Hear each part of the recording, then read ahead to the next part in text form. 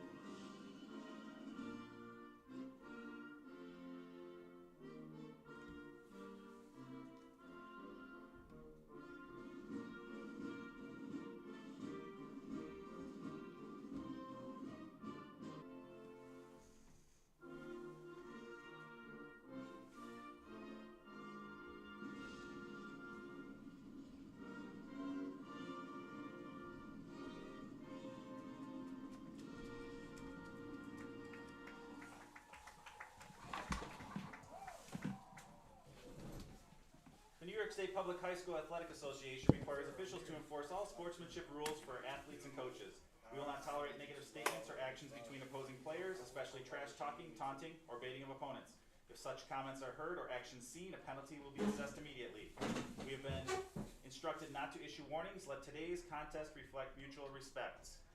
Your referees for today's game, your head referee will be Dale Musson, umpire Michael Pisker, linesman Mark Norton, line judge Edwin Streetley, and back judge Bill Smith.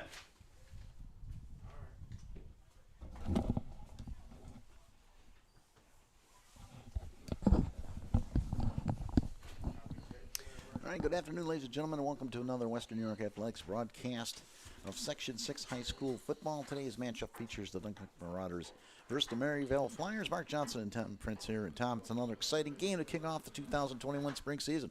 Oh, no, absolutely. We are excited to be here. This is going to be a great matchup. No doubt about it. Dunkirk, always a very strong team, and we're going to see Dunkirk bring another strong team up to Maryvale.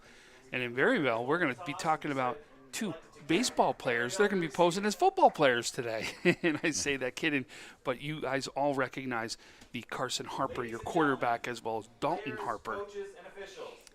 And the coaches for Dunkirk, led by Mike Sanatori, and the Maryvale coach, Nick Todero. It's Maryvale in their home whites with the black pants and the maroon helmets, maroon numbers, and Dunkirk in their away maroon tops with white pants, white stripes. Nice looking uniforms from Dunkirk. Absolutely, and they're same colors, just flipping them right now as far as what they look like. We do have one scratch for the day. It's number 2, Darrell Thomas for Maryvale, the senior running back. He is out of today's contest. And for Dunkirk, looks like everybody is here ready to go, and it's going to be a great game here. B2, right, Tom? B2 division. Yep, and then we're also going to be talking about today the coaching debut here at Maryvale for Nick Todaro, as he's going to be coaching his first game for the Maryvale Flyers. No doubt about it. You've heard him coach at Hutch Tech before. He is a top coach. There's no doubt he's going to bring some expertise here to Maryvale, and I think we're going to see something special over the next couple of years from him. All right, back to receive for Maryvale. They will receive first. It's Dean Orlowski back there, number 14. Kicking off is our mystery man for Dunkirk, number 44. He's not on the roster, so we're getting ready to go here live from Maryvale in Cheektowaga, and we're underway. That's a short kickoff taken at the 20-yard line, right up the middle. Look out, number 4 looking for a move. And that was a nice return there from Javon Smith. He almost went all the way with that one. A great return out to the 46-yard line. So a great start here for the Flyers. Maryvale takes over 1st and 10 at their own 46.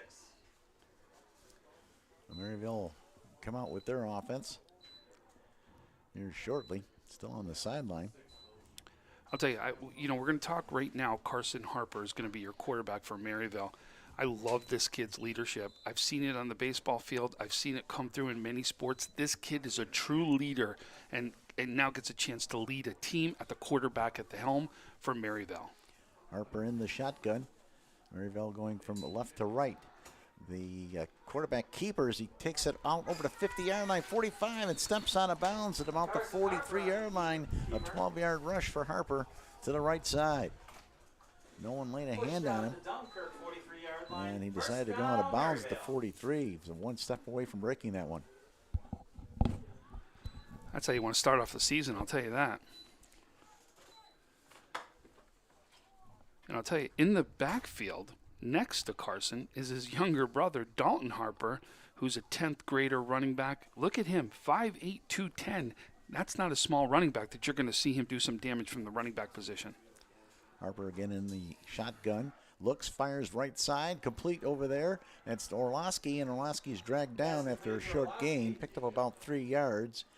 Our weather today right now, 41 degrees. We got winds coming out of the southwest at 13 to 15 miles an hour. And take a look at those goalposts time. You can see the flags are whipping right into the face almost here of this Maryvale team. Yeah, it's kind of like a sideline-to-sideline win is what we're seeing. 11:20 in running here. Opening quarter, opening drive for the Flyers. Again, Harper in the shotgun. Has his brother right next to him. That's Drew Morton in motion. And now the give to the Harper brother, and he bashes his way and runs it down there. A pickup of 8 or 9. That's good enough for another first down.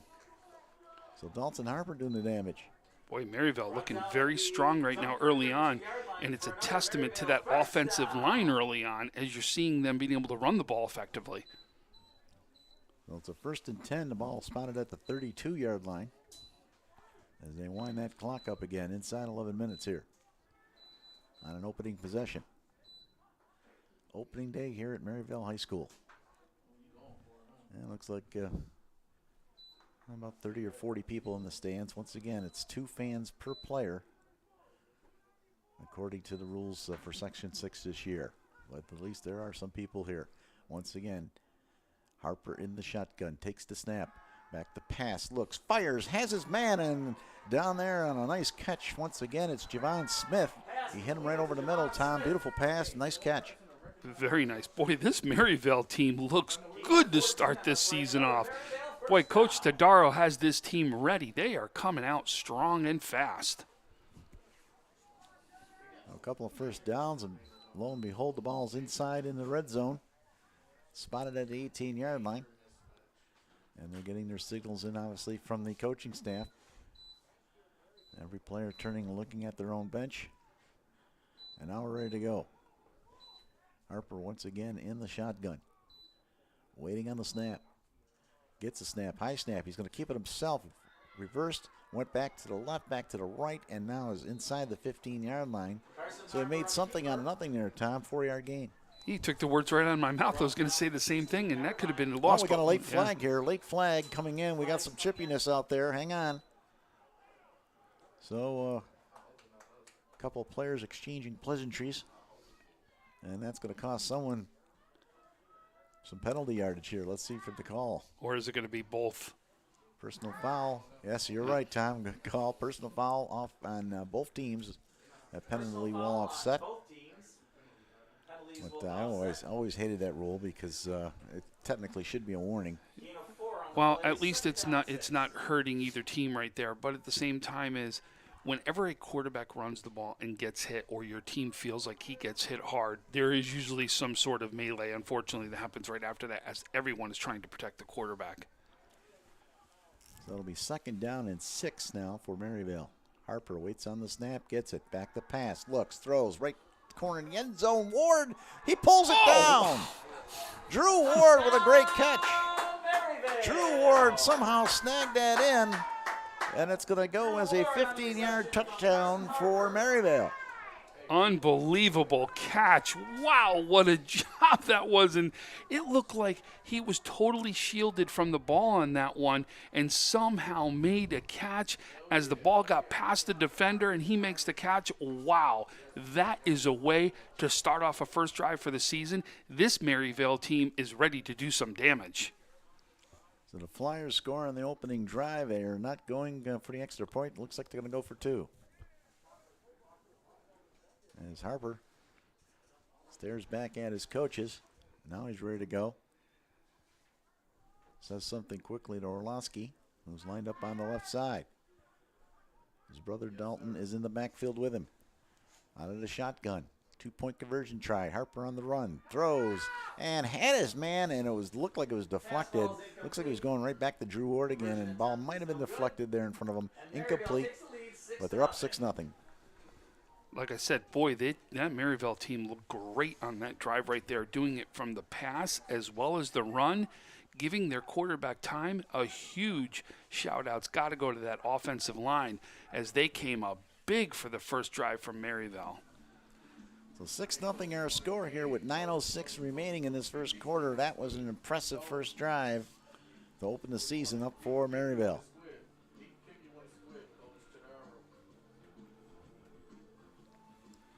So we have our first score update as Depew is up 28-0 over Lakeshore right now. Wow. The Wildcats. And where's that game being played, Tom? I think it's in Depew. It is in Depew. And we actually have our crew there too, as we are actually broadcasting that game also.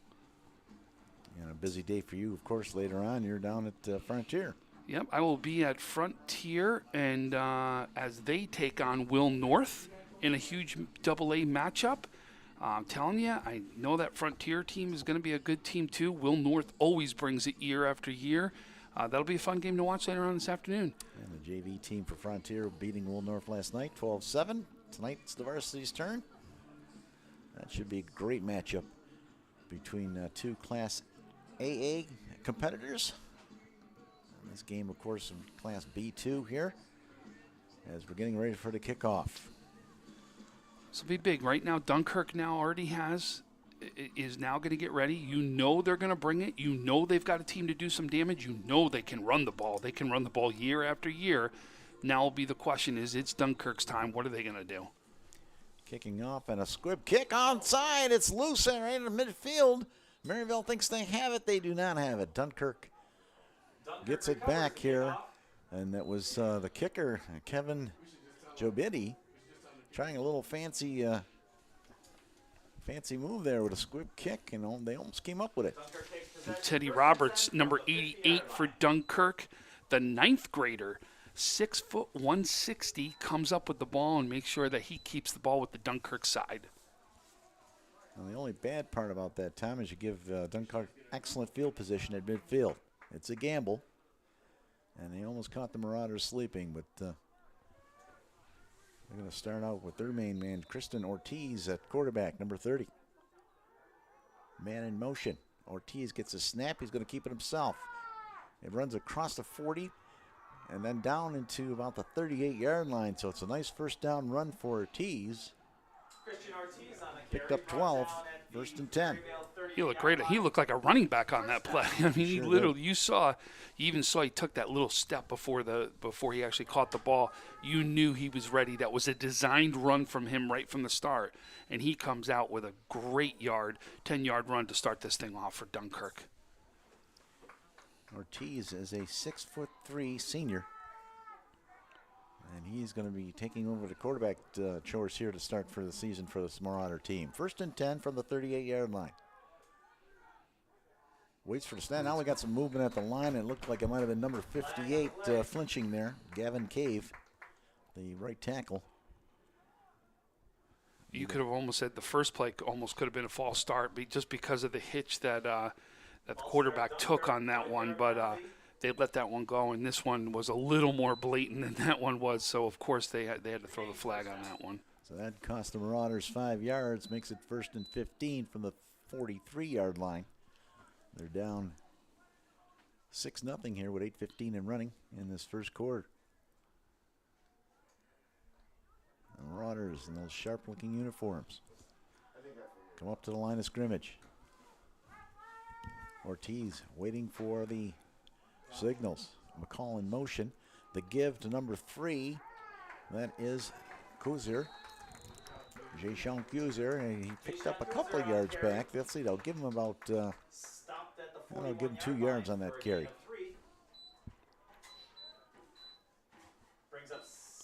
So it's second down and 13 here for this Dunkirk squad.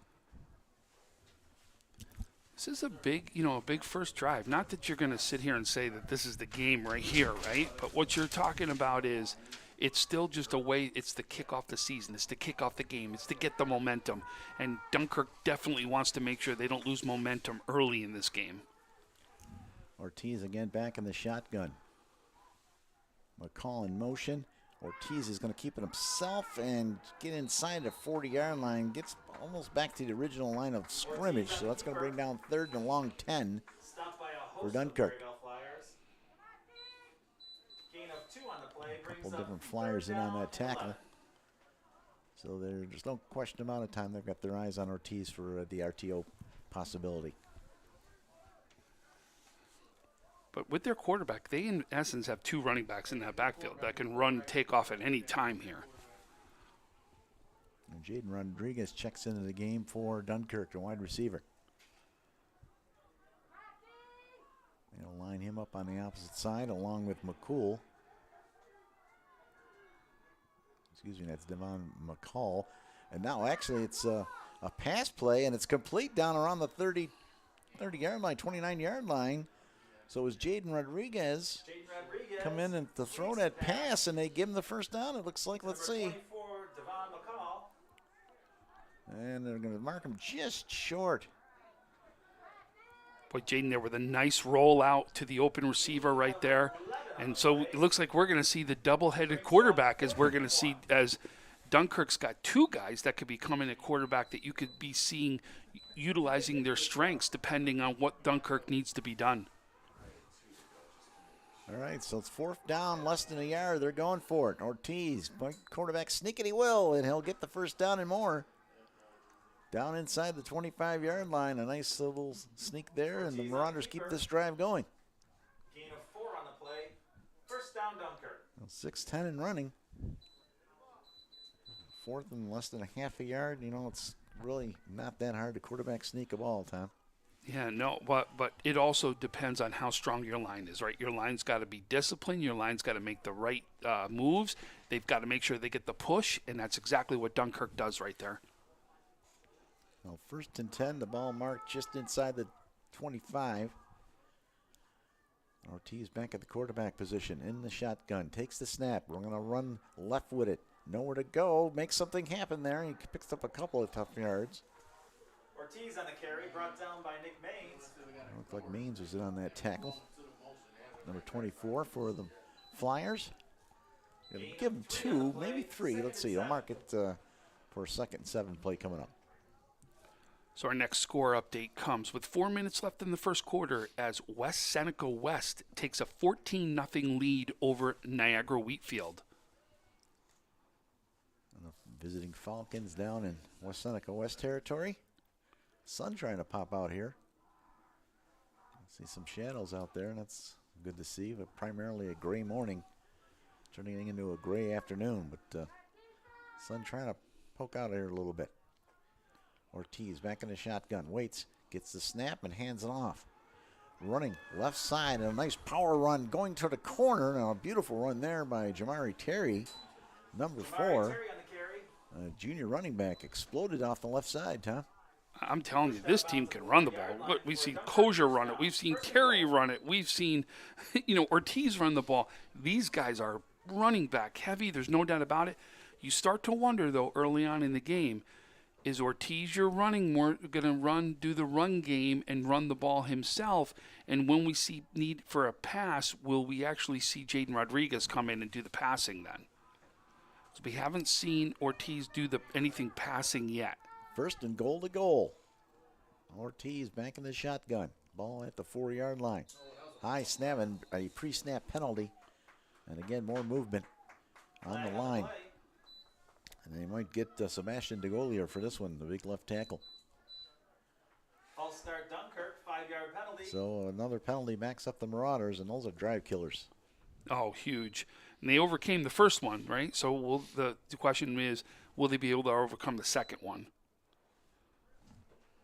4:39 remaining in this first quarter. 6-0 Maryvale out in front. They decided to go for a 2-point conversion. It failed. And now Dunkirk has the ball in the red zone. They just marked off the 5, so they put the ball back at the 9-yard line. The handoff inside, and that's Cozier.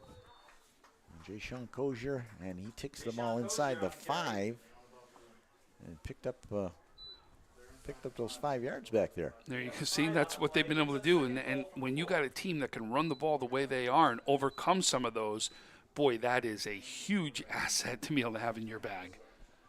All right, now back in the game now. Here comes Jaden Rodriguez. So you're right, Tom. They might be tipping their hat here, poker style of what they're going to do. But I'm going to predict something here. I think he's going to keep the ball himself. They'll try to throw him off here a little bit. Or is it still a handoff, but you start to wonder, right, as we see this. Let's see what happens. And it's a handoff. It is a handoff. Cozier, and Cozier's got nowhere to go. Stacked up and taken down with authority by number 23. That's Kevin Jabidi. So Jabidi, who handles the kickoff chores, got in there and stopped him. You can see he only lost a yard there. Brings up third and goal. So the third and goal now for Dunkirk from the 5-yard line. First quarter moving quick already with only 3:20 left right now in the first quarter. Well, back to the line of scrimmage. It goes. Jaden Rodriguez, the junior quarterback, wearing number 8. Under center. Snap and the give. And busting into the end zone for the touchdown is number 30, Christian Ortiz. Ortiz with the touchdown. And this game is tied. So Ortiz gets the job done on the ground. Hey, get Navy ready, Navy ready, Navy ready, Navy ready. So back in is Rodriguez. Looks like they're going to go for 2 as well here. Ball spotted at the 3-yard line. So another 2-point conversion attempt coming up. This could be big for both teams. If nobody's going to be kicking today, these 2-point conversions could be the difference in this game. The snap, the give. Ortiz once again tries to get to the goal line. Spins, turns. Did it get in? It's close. We're waiting for a signal down there. They're going to give it to him. The conversion is good, and Dunkirk takes the lead 8-6. Dunkirk takes the lead 8 to Maryvale 6. So with 3:05 remaining in an exciting first quarter, both teams score on both their drives, Tom. Yeah, both teams look strong, as you saw. 2 different mentalities, right? Mainly the run there we saw from Dunkirk with one key pass, though, that did get them a big first down. Right. And then we saw kind of this combo effort from Maryvale. Yes, was very effective running the ball, but you also saw Carson Harper be huge passing the ball also for his team. So some big knockout blows right so far, right? Some nice punches back and forth. Now will be the question is, are these 2-point conversions going to be the key to this game right now, right? If you're not going to have anybody kick extra points, and we don't know because we haven't seen it yet, but we haven't seen anybody come out and try it. So if nobody's going to be kicking these extra points, will that be the difference in this game? Well, we'll find out as this game moves along here.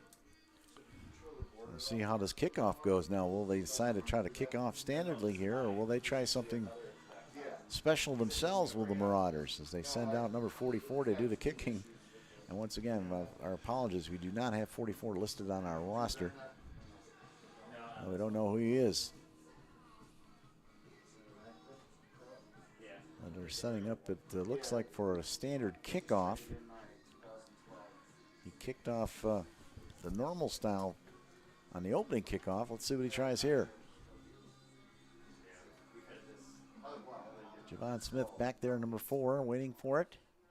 And there's a nice kickoff, and Smith has it go. Oh, what a nice over-the-shoulder catch. 10, 15, 20, 25. Nowhere to go. Spins inside, and he stays on his feet, and they finally wrestle him down at the 32-yard line. So a nice return there. Tackled at the 31-yard line. We're ready Return to of about Maryvale takes over 23-yard first and 10. return. Yeah, Javon Smith looked good on that one. Also makes kind of the spinning catch in the air as he gets it to make sure that it doesn't go over his head and go into the end zone. Makes a great catch to be able to get that return and give his team good field position right here. So 1st and 10 for the Flyers at the 31-yard line to start the second drive. 8-6, Dunkirk out in front.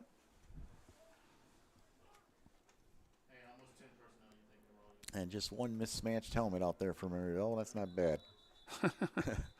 By the offensive guard, left guard. I'm got a penalty flag coming in here. Illegal substitution. And Mateo Janzik. Legal substitution on That's an Dunkirk. explanation, number 11. I think there's too many men on the field. There is. There's too many men on the field. So Sebastian DeGolier, and that's his second penalty of the game. Big number 78 chops off for Dunkirk. 5-yard penalty. First down, Maryvale. Well, you can play with 11, you can't play with 12. Well, it cost him 5, so it's 1st and 5 right off the bat here.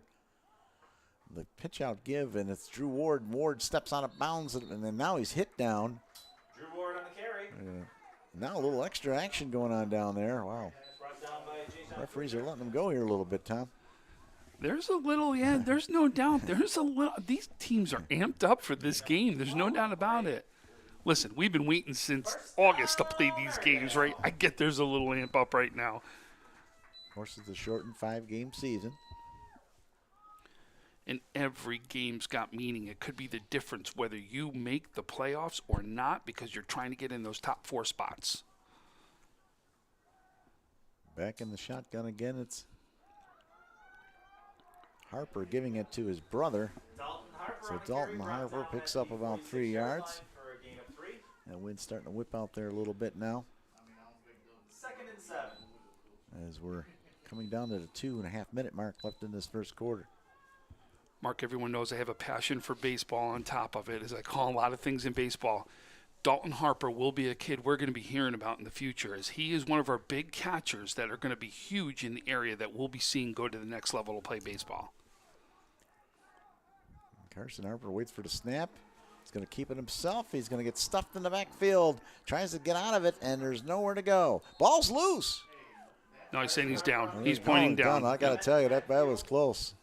Harper is stopped. They're going to have Maryvale keep the ball, but I got to tell you, I'd love to see a replay on that. It's a 4-yard loss. So we have another scoring update coming from Ken West, as Ken West leads McKinley 8-0, thanks to a safety and a 14-yard touchdown pass. Plenty of action going on in Western New York today, of course. Just wind out there, no bad weather anywhere in the area, so most of the games will definitely get played. Harper waits here on a 3rd down and long 13. Harper looks, passes left side, has his man, and just overthrew him.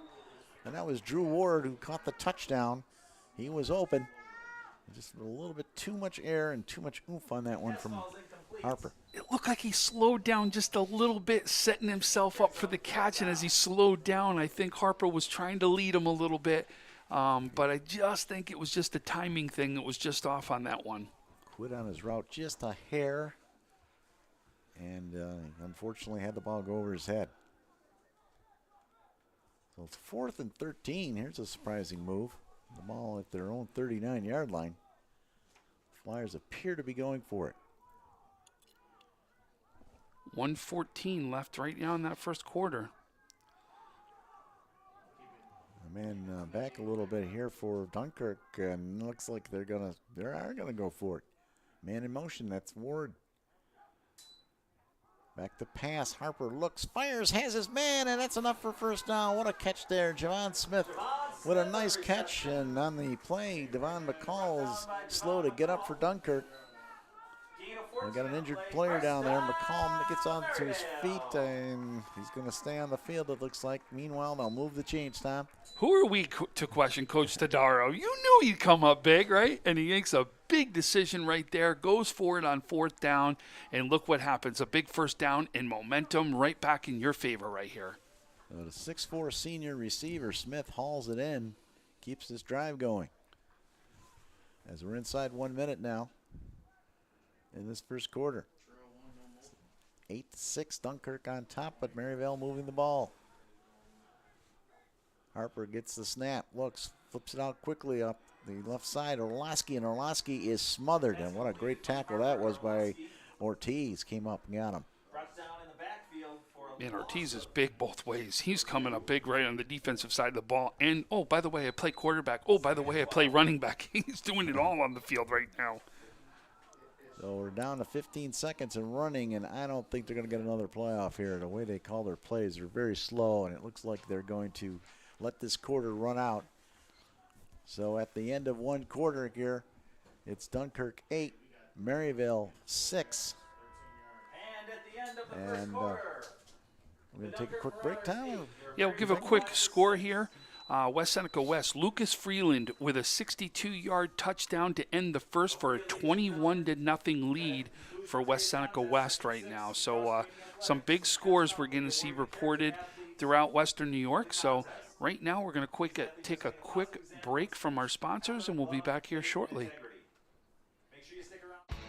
300 Level Media is a locally owned and operated multi-purpose media company right here in Western New York. You'll find us everywhere, covering the Bills, Sabres, Buttes, Bisons, Big Four basketball, local college sports, and much more. Our staff offers a variety of media services, from video production, live event coverage, audio broadcasts, professional voiceovers, camera operation, and videography.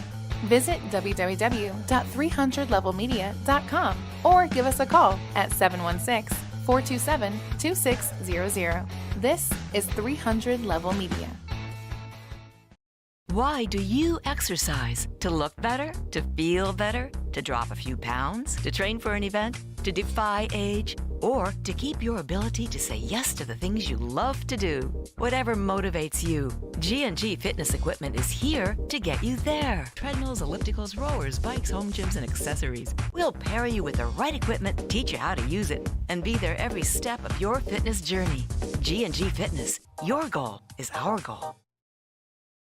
Call 835-WOLF. Remember, you calling the Wolf. That's all you had to say. Call today. Logistics Plus is a global transportation provider headquartered in Erie, PA with locations worldwide, including right here in Western New York. Logistics Plus is consistently recognized as a fast-growing transportation and logistics company, great supply chain partner, top freight broker, leading project cargo manager, and a great place to work with a strong passion. All right, back here at Maryvale Stadium for our second quarter action. With Maryvale on the move here, the Flyers about the 49-yard line. They snap to give.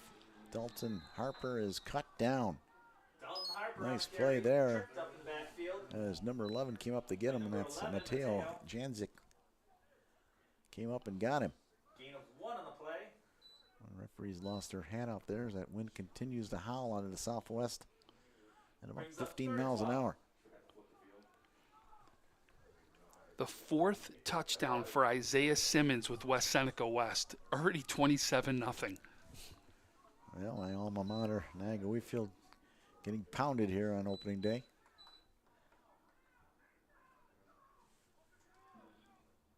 Third down and 12 now for Maryvale. Harper in the shotgun once again. Takes the snap, rolls right. Here it comes the pressure. The ball's tipped in the air and almost intercepted. What a chance for an interception there by Champ Texador, number 15 for Dunkirk. So it's incomplete. It's fourth down and about a long 12 here. Actually, that ball was double deflected. And a chance for Tortador for the pick. Had it just go off his fingertips.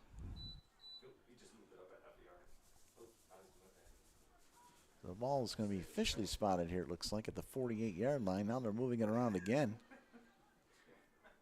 And now it's, well, it's right at the 48, let's call it. On the huge M here in the middle of the field for Maryvale. And they're going for it. And now a timeout's going to be called as that play just took too long to develop. So Maryvale calls a timeout. And, of course, last night, Tom, we had a chance to do an exciting ball game. Lancaster taking out Bennett 34-8 at All High Stadium in Buffalo. And it was actually, 20-6 at one point, right? We were wondering whether it was going to go either way. It was actually a great game. The score probably doesn't indicate how good of a game it really was.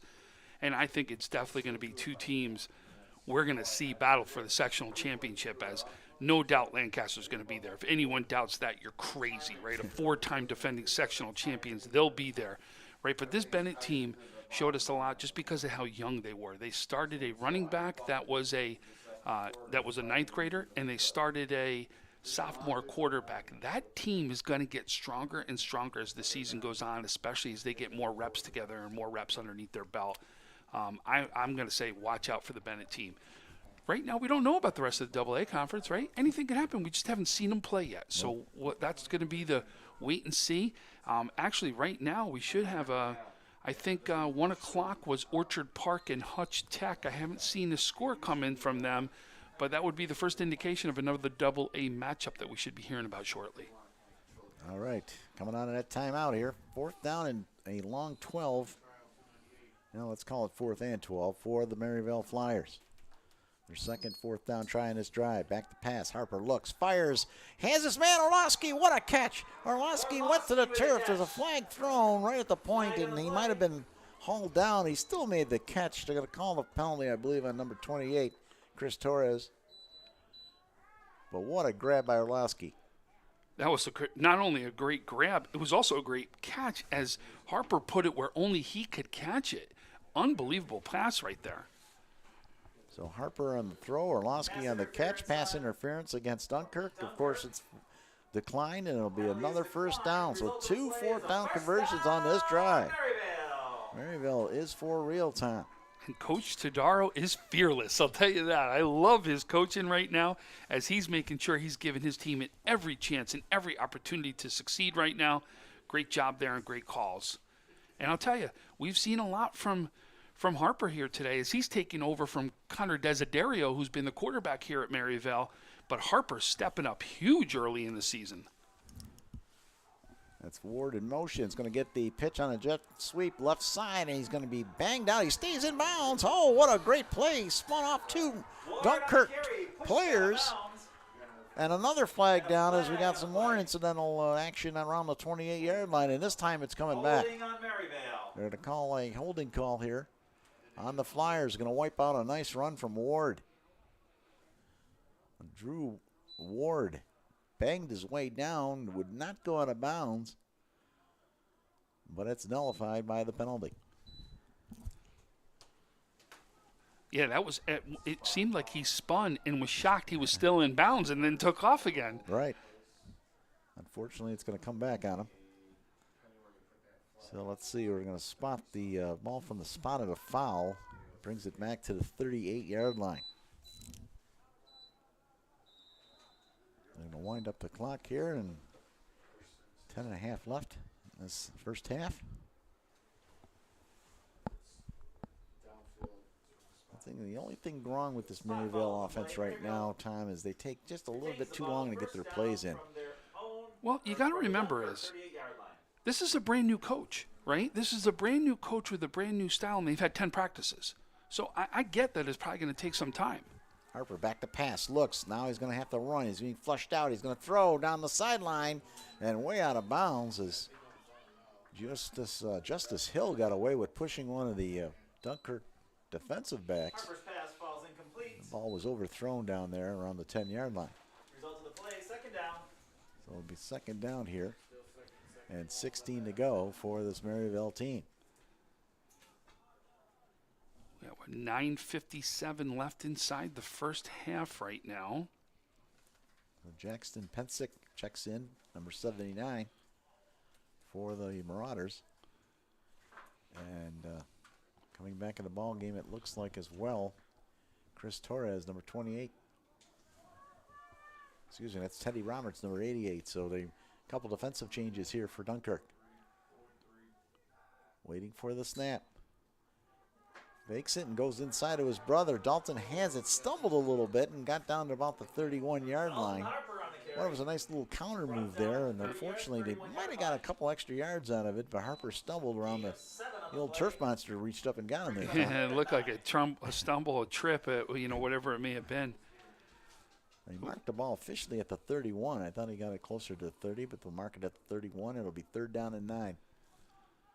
We had another scoring update for you as Akron takes a 7-0 lead over Franklinville-Ellicottville.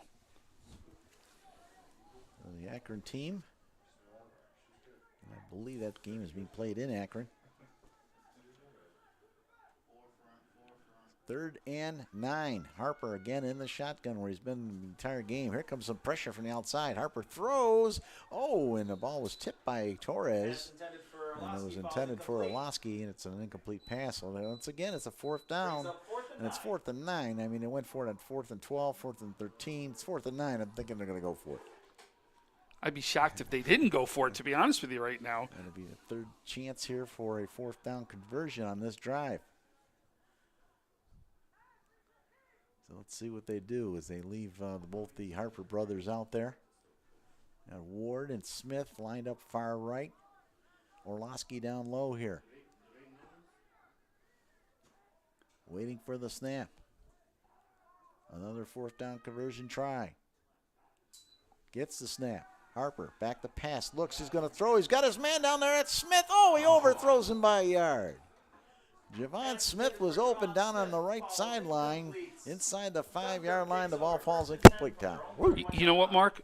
Remember we talked about that wind going sideline to sideline? It's going there, that he was going with the wind there, and it almost looked like it took off a little bit in the wind.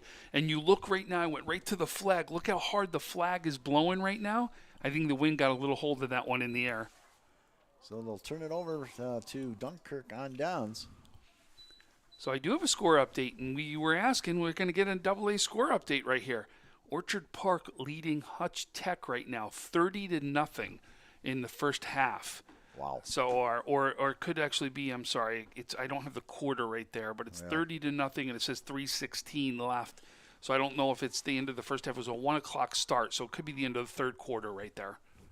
Big lead for the Quakers down in Orchard Parkville. Actually, they're playing in Riverside. Oh, excuse me. Okay, well, there was a pitch out there. And Jamari Terry on the carry. Picked up a couple of yards. Well, let's see now. They'll spot him down at the 38-yard line. So he did pick up 2 yards here. Makes it 2nd and 8 for Dunkirk. Brings up 2nd and 8. Dunkirk going into this 15-mile-an-hour wind now. But I'll tell you, we've seen them throw the ball once, right? This is a running team, and they can run the ball. I remember when they went to the sectional championships and ran the ball the entire game and won the game. This team knows how to run, I'll tell you that. So and they got the running backs to do it, Mark. They bring in Rodriguez once again in the quarterback spot, number 8. He's going to pitch it out. Left side on the run, Terry, and he is nailed down there at the 36-yard line. What a hit there. It was Dalton Harper coming up along with Quentin Woods. Harper's going to get credit for that tackle, but boy, Terry had nowhere to go when he tried to cut that corner. Terry, though, saved that play. If you saw it, it looked like he didn't get it right off the bat. Still was able to save it, keep his stride, and made sure he at least turned it into a gain and not a loss because he wasn't able to grab the ball. That's a good save by Terry, too. So they give him a 3-yard gain on it after the hard hit. 3rd down and 6 along 5 here. Well, let's call it 3rd down and a short 6 for the Marauders offense.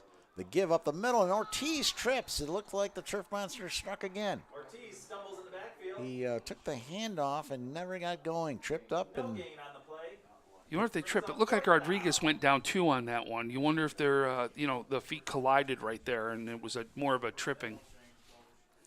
Well, it's 4th down here. It looks like they are going to try to go for this right now with an 8-6 lead here. 6:55 remaining in this first half. Ortiz back in the ball game for Dunkirk. They come up to the line of scrimmage, and it looks like they are definitely going for it. Ortiz can't try a quarterback sneak from here. Instead, he's going to keep it himself. Left side, looking, has a man, but decides to run it himself and gets the first down. What a play by Ortiz.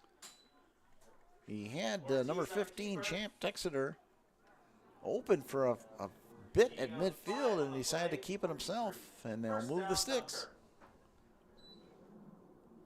Nice play there by number 30, Christian Ortiz, a 6'3" senior who already has a touchdown in this game. As we're down to 6 minutes remaining here in this first half. So this Marauder offense on the move.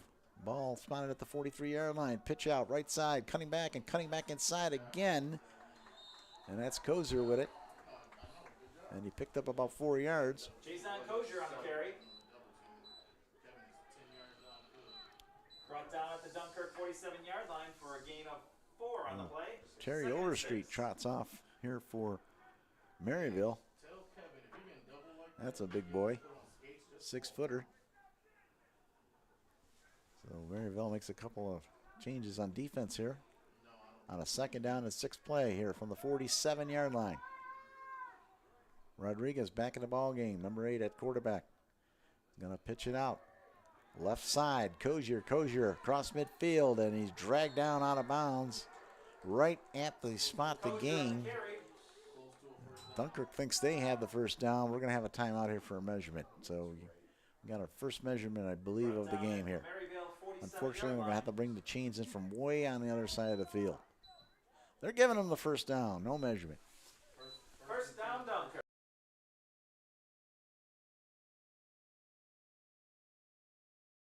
Tom.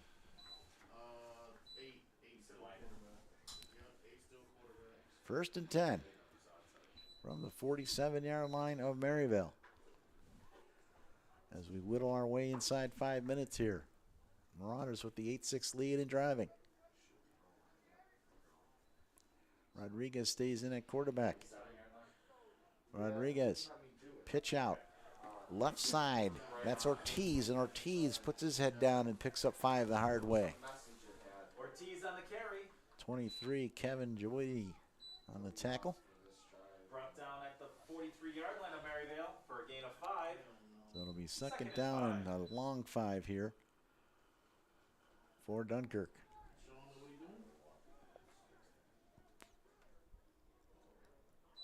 Oh, Rodriguez ran out to the sideline, got a play, ran back in. Here we go. Down at a 4-minute mark here left in this half. Rodriguez, pitch out, right side, Ortiz, looks, cuts, makes a move inside the 40, pushes ahead. He's going to be short of the first down. It was a nice pickup there, almost 5. Ortiz on the carry, brought down. And he almost got there, and now we got an injured player. Yeah, Hill, I actually saw his leg got caught underneath the player right there. I hope he's okay. Well, Justice Hill is the player that's down, I believe, number 3 for Maryvale, and he is not moving. Now he takes his helmet off, and he's obviously hurting. Grimacing in pain down there at the 37-yard line. He reacted right away. I saw his leg get caught underneath a little bit of the pile right there. I hope he's okay. So he's going to be helped off the field here. And you can see he's in quite a bit of pain as they make their way over to the bench area. Hill is a sophomore linebacker, 6-footer. And that could be the end of his day. We'll see what happens. I'll probably get some ice on it. So, it'll be 3rd down and a yard here for Dunkirk. This drive keeps moving. Brings up 3rd down and 1. The Marauders with the 2-point lead, 8-6, looking to add more. So Rodriguez back in there at quarterback. And now Ortiz is in the backfield with Ian McMahon at the fullback position. Under center. Takes a snap. Pitch out. Ortiz left side. 1st down and more as he busts inside the 30-yard line. He's still on his feet down to the 26-yard line, and that's a heck of a run from Christian Ortiz. Brought down at the Maryvale 23-yard line. Boy, this kid can do it all, Mark. I'm going to tell you, we've seen him run the ball. We've seen him defend the ball. We've seen him play quarterback. This kid's done everything for Dunkirk. Ground and pound here for the Marauders as they pick up another first down, keep the drive moving. Do our shout out to our Conley couple of ways. I know Dennis Arro's watching. You got to see this kid Ortiz play. I'll tell you that. They mark it at the 27, so that's where we'll have it. 1st and 10 from the 27 of Maryvale. A long drive here for this Dunkirk team. They come right at you at every angle they can. Here's another give. Quick one. And it's 24 on the outside, and that is a nice play as McCall takes it all down at about the 21-yard line. Devin McCauley, junior, 5'10", running back and defensive back. That's got to be the 4th or 5th player we've seen run the ball for Dunkirk already in the first half. I like that. Spreading it around a little bit on the running back end. Well, and it's also hard to prepare because you don't know who's going to go with the ball in what direction. So now they're staying with Rodriguez at quarterback mainly in this drive. Under center, snap, gives, first man through, and once again it's McCall bouncing off players. They pick him up, look out. He's not down yet, he's down now. He got lifted up over everybody on that one, and I didn't even hear a whistle when he was up in the air like that. That's the first time I've ever seen that, Tom. The 2 or 3 Flyers had him actually up in the air, and by the time they laid him down, he had enough for the first down. They'll move the sticks once again. 1st and 10 from the 15-yard line. At the 1:40 mark here left in the second quarter. Well, I'll tell you, with the way they run the ball, they can control the clock, and they really have controlled the clock in the second quarter. No question about it. Chewing up precious seconds here. Inside 130. Once again, pitch on. This time it's a false start. Someone got an early jump. And didn't see if it was on the offensive line or not, but either way, it's a penalty. That'll back them up 5. Procedure. Dunkirk, 5-yard penalty. Remains first down. So we'll bring it back to the 20-yard line. And Hill is jumping and hopping actually to the sideline. Looks like he's done for today. He has his shoe off, so I'm wondering if it's his ankle, not his knee. And it looks like his ankle's taped right now. So yeah. You wonder if maybe they're going to go do a different taping right now for him. So he hobbles off. Justice Hill looks like it's an ankle injury. And hopefully we'll get some word on that at halftime. Meanwhile, the clock ticks away. 1:12, 1:11. Rodriguez takes the snap, pitch out. Ortiz left side. Ortiz cuts, makes a move, stays on his feet, still loose, and down. Finally, a nice 8-yard pickup. As the Flyers are struggling to bring him down. And Tom, you're right. This kid's worth a look. This kid is the real deal. I'll tell you that. Like I said, he is just a horse to try to bring down. Just shows how strong he is, and he's got that real long legs right now to boot. So he is constantly moving those legs, which is exactly what you're taught. But because of him doing it the right way, he's really giving his team an opportunity to move the ball when he runs it. So give him 6 yards on the carry. I had him getting down to the 7-yard line, and they're going to mark it down at the 9. So it'll be 2nd down and 4, and we have a timeout on the field. So this is interesting, Mark. 58 seconds left in the half. Are you going to be able to run the ball like they do, or are you going to need to do something passing-wise? Are you worried about the clock at all? Because could there be that real long play that happens, as you see as the piles drag each other along the way, that you really need to do something else to try to get in? That'll be the question that we'll wait and see right here.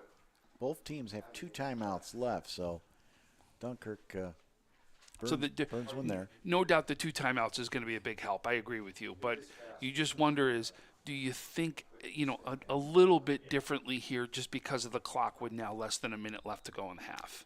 I don't think they're going to change their We've only seen one pass. But I'll tell you, the pass was a game-saving drive, though, too, to be able to score the first time. Right.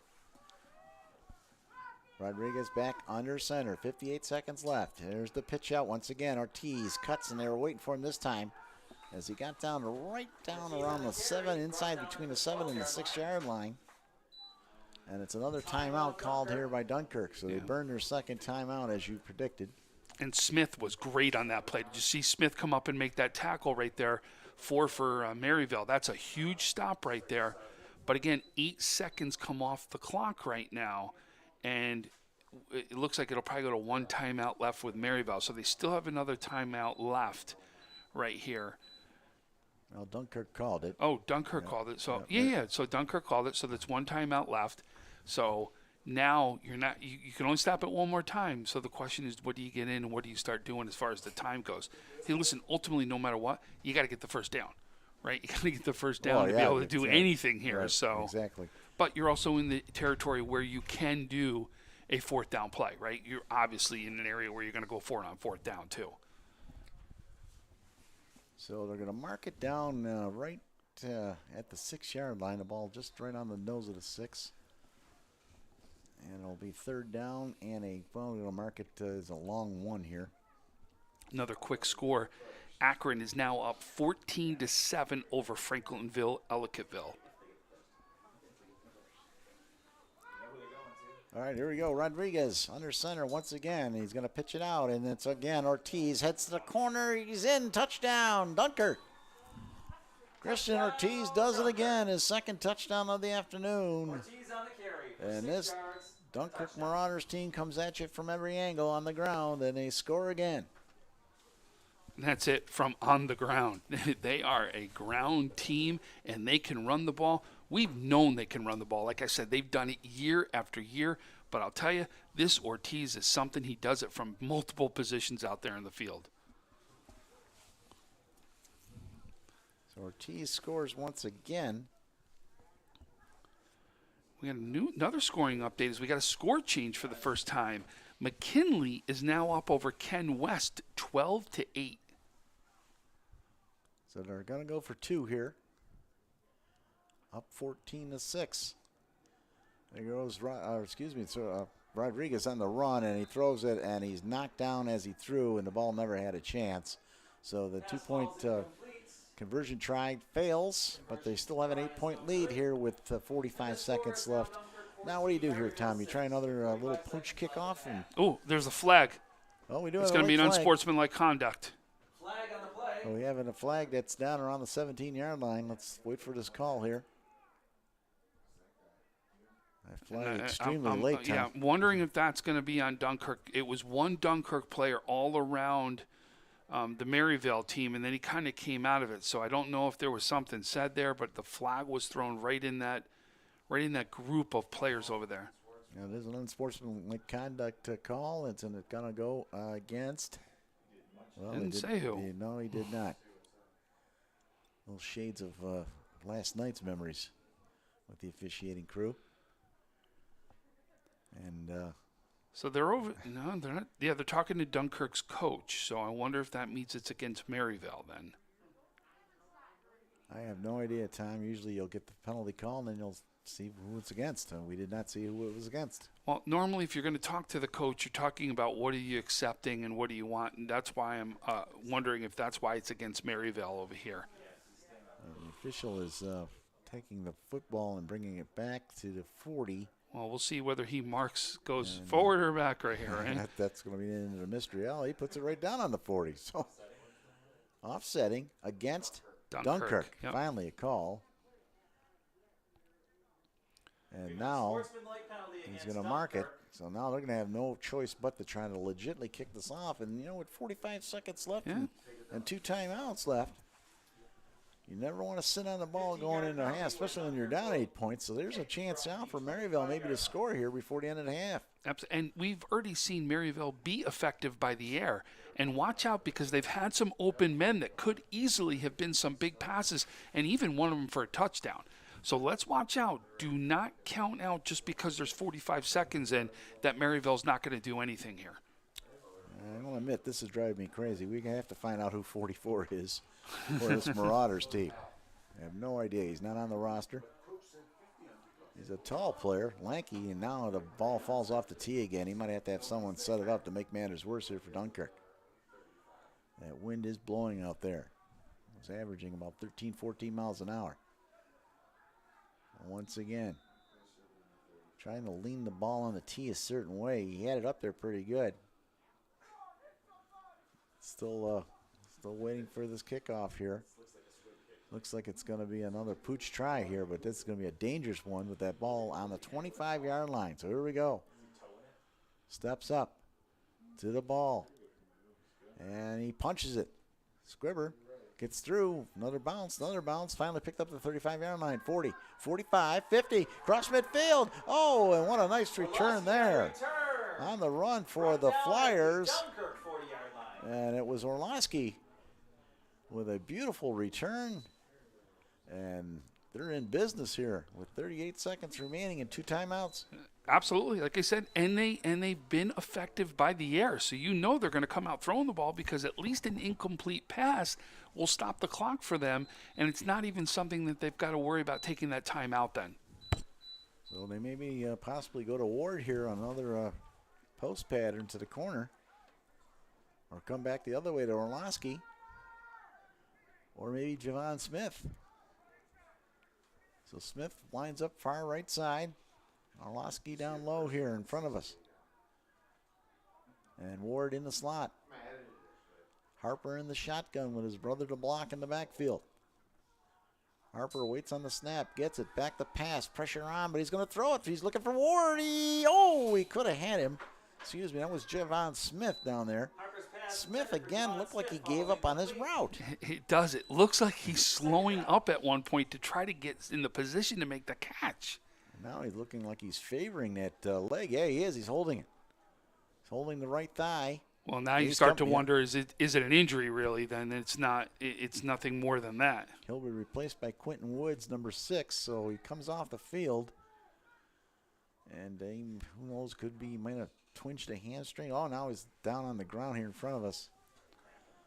So he's either picked up a cramp or... He's holding his calf. That's usually the sign of a cramp right there, that he's holding his calf like that. The snap once again, and now running on the ground. No, he's going to throw. Nice throw, and wide open. Ward couldn't corral it down at the 20-yard line. He had him open, wide open down there, Drew Ward.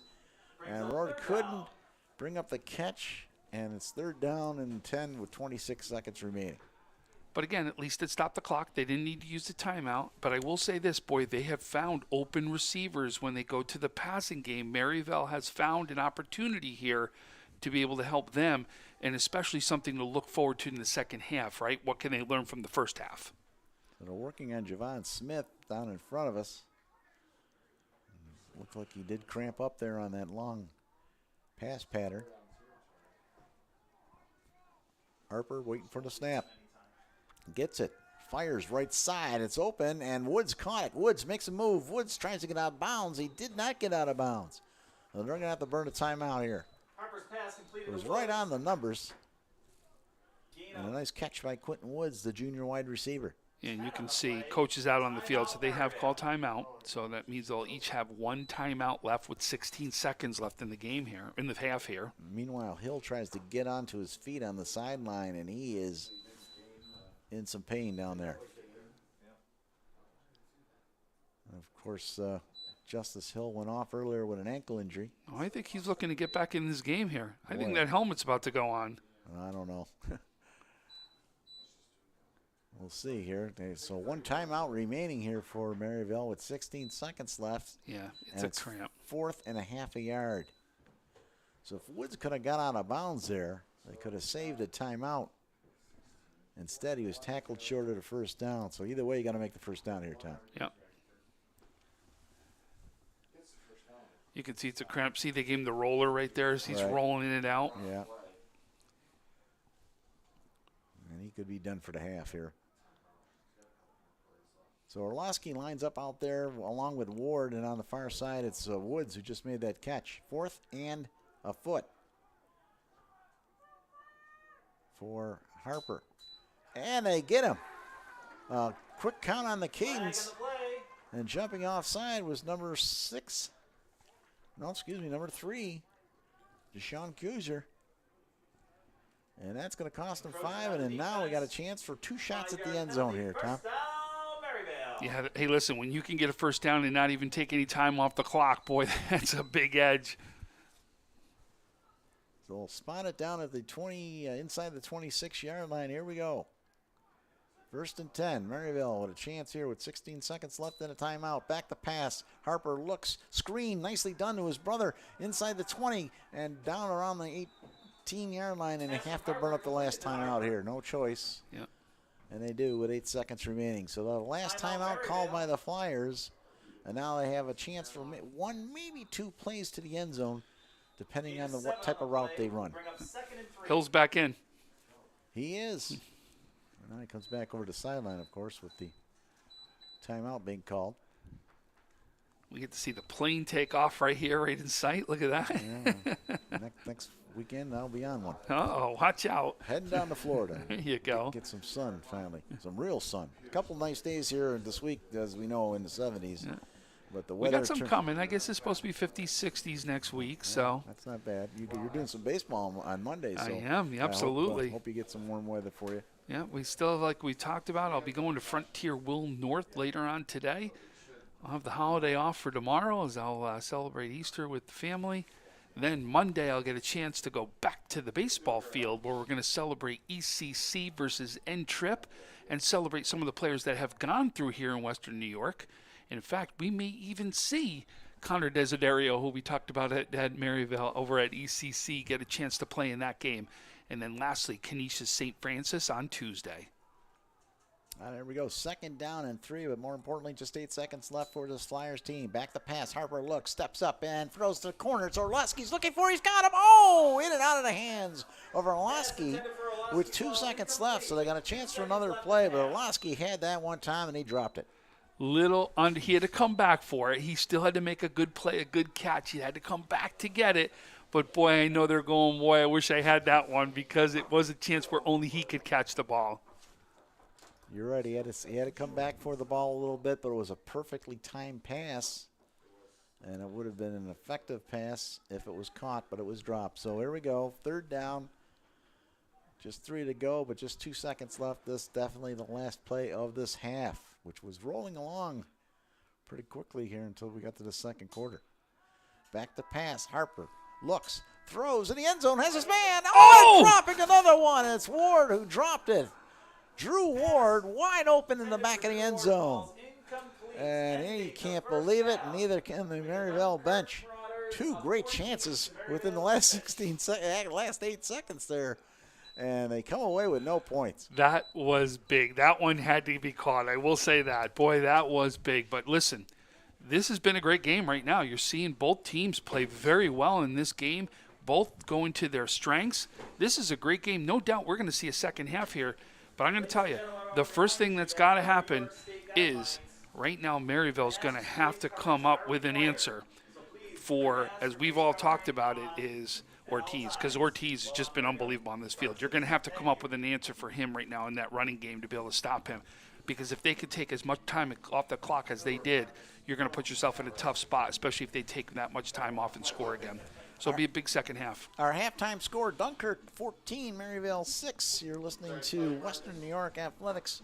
Before we go, I got to say one score here. If we got West Seneca West, check this out.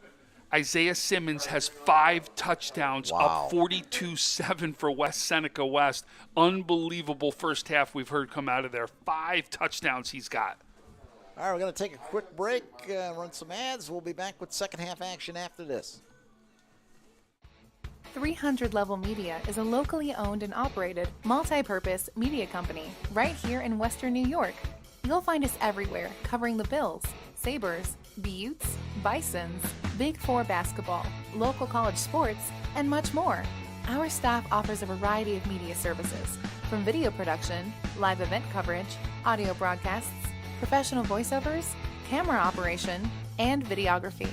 Visit www.300levelmedia.com or give us a call at 716-427-2600.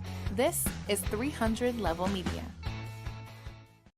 Why do you exercise? To look better? To feel better? To drop a few pounds? To train for an event? To defy age? Or to keep your ability to say yes to the things you love to do? Whatever motivates you, G&G Fitness Equipment is here to get you there. Treadmills, ellipticals, rowers, bikes, home gyms, and accessories. We'll pair you with the right equipment, teach you how to use it, and be there every step of your fitness journey. G&G Fitness. Your goal is our goal. Call 835-WOLF. Remember, you calling the Wolf. That's all you had to say. Call today.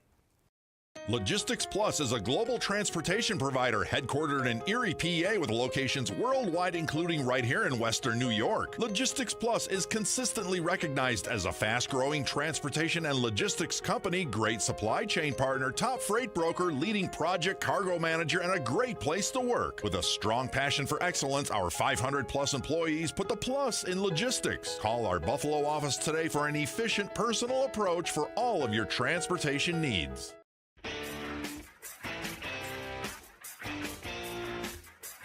WNYathletics.com is the premier high school sports website in Western New York, providing the best sports coverage of Section 6 and Monsignor Martin leagues. Check out our page for daily game recaps and late-breaking sports news. Our online scoreboards are updated in real time. Never miss a goal or touchdown. Visit WNYathletics.com today or follow us on Twitter, like us on Facebook, and subscribe to our YouTube. 300 Level Media is a locally owned and operated multi-purpose media company right here in Western New York. You'll find us everywhere covering the Bills, Sabres, Buttes, Bisons, Big Four basketball, local college sports, and much more. Our staff offers a variety of media services, from video production, live event coverage, audio broadcasts, professional voiceovers, camera operation, and videography. Visit www.300levelmedia.com or give us a call at 716-427-2600. This is 300 Level Media. Why do you exercise? To look better? To feel better? To drop a few pounds? To train for an event? To defy age? Or to keep your ability to say yes to the things you love to do? Whatever motivates you, G&G Fitness Equipment is here to get you there. Treadmills, ellipticals, rowers, bikes, home gyms, and accessories. We'll pair you with the right equipment, teach you how to use it, and be there every step of your fitness journey. G&G Fitness. Your goal is our goal. Call 835-WOLF. Remember, you calling the Wolf. That's all you had to say. Call today. Logistics Plus is a global transportation provider headquartered in Erie, PA with locations worldwide, including right here in Western New York. Logistics Plus is consistently recognized as a fast-growing transportation and logistics company, great supply chain partner, top freight broker, leading project cargo manager, and a great place to work. With a strong passion for excellence, our 500-plus employees put the plus in logistics. Call our Buffalo office today for an efficient, personal approach for all of your transportation needs.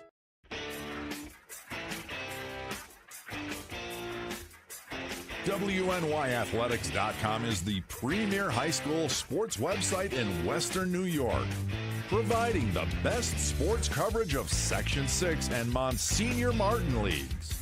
Check out our page for daily game recaps and late-breaking sports news. Our online scoreboards are updated in real time. Never miss a goal or touchdown. Visit WNYathletics.com today or follow us on Twitter, like us on Facebook, and subscribe to our YouTube.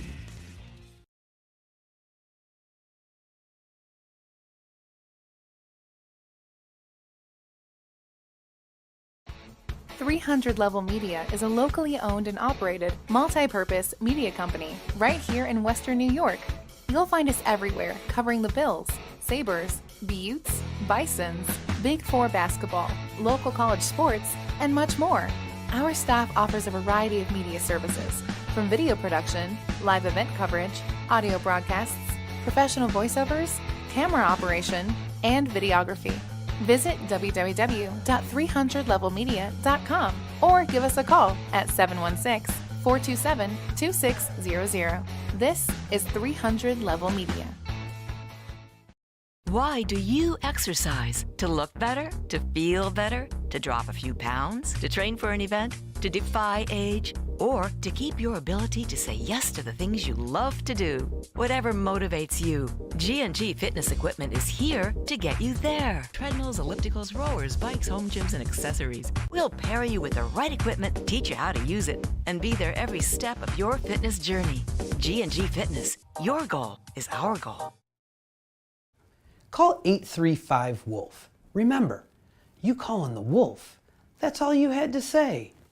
Call today. Logistics Plus is a global transportation provider headquartered in Erie, PA with locations worldwide, including right here in Western New York. Logistics Plus is consistently recognized as a fast-growing transportation and logistics company, great supply chain partner, top freight broker, leading project cargo manager, and a great place to work. With a strong passion for excellence, our 500-plus employees put the plus in logistics. Call our Buffalo office today for an efficient, personal approach for all of your transportation needs.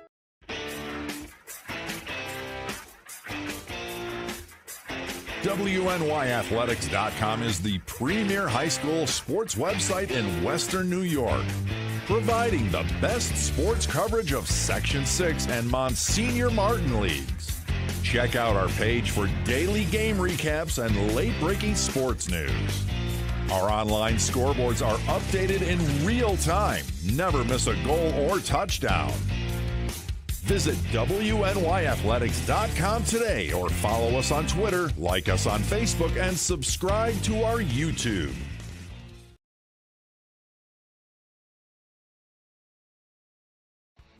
.300 Level Media is a locally owned and operated, multi-purpose media company right here in Western New York.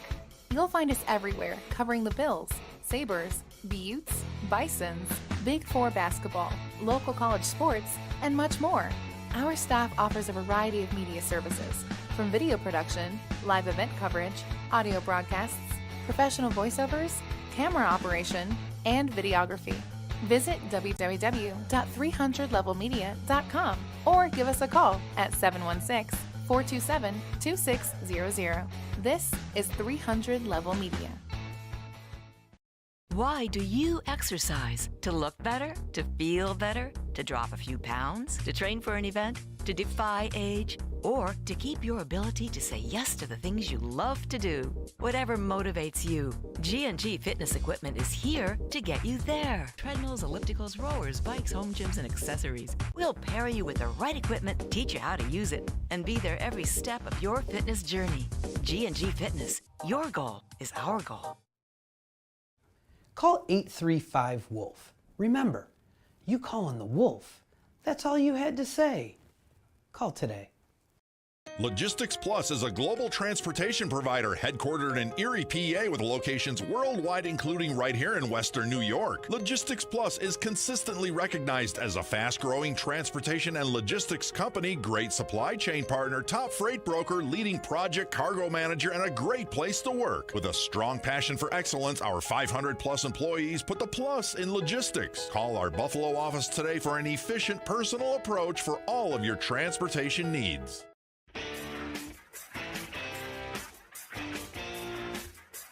WNYathletics.com is the premier high school sports website in Western New York, providing the best sports coverage of Section 6 and Monsignor Martin leagues. Check out our page for daily game recaps and late-breaking sports news. Our online scoreboards are updated in real time. Never miss a goal or touchdown. Visit WNYathletics.com today or follow us on Twitter, like us on Facebook, and subscribe to our YouTube. 300 Level Media is a locally owned and operated, multi-purpose media company right here in Western New York. You'll find us everywhere, covering the Bills, Sabres, Buttes, Bisons, Big Four basketball, local college sports, and much more. Our staff offers a variety of media services, from video production, live event coverage, audio broadcasts, professional voiceovers, camera operation, and videography. Visit www.300levelmedia.com or give us a call at 716-427-2600. This is 300 Level Media.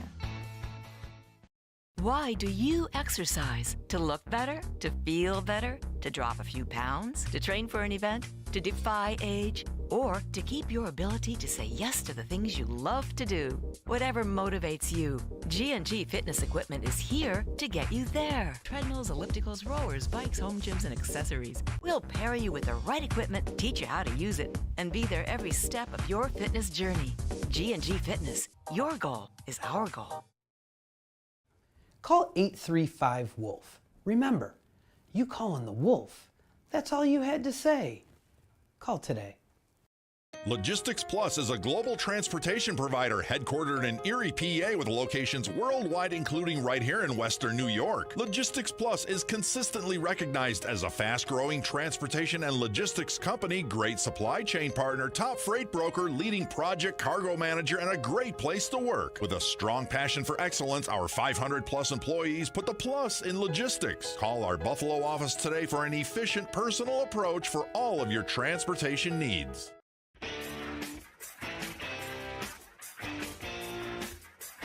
WNYathletics.com is the premier high school sports website in Western New York, providing the best sports coverage of Section 6 and Monsignor Martin leagues. Check out our page for daily game recaps and late-breaking sports news.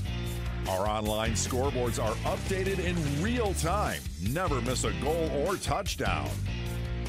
Visit WNYathletics.com today or follow us on Twitter, like us on Facebook, and subscribe to our YouTube.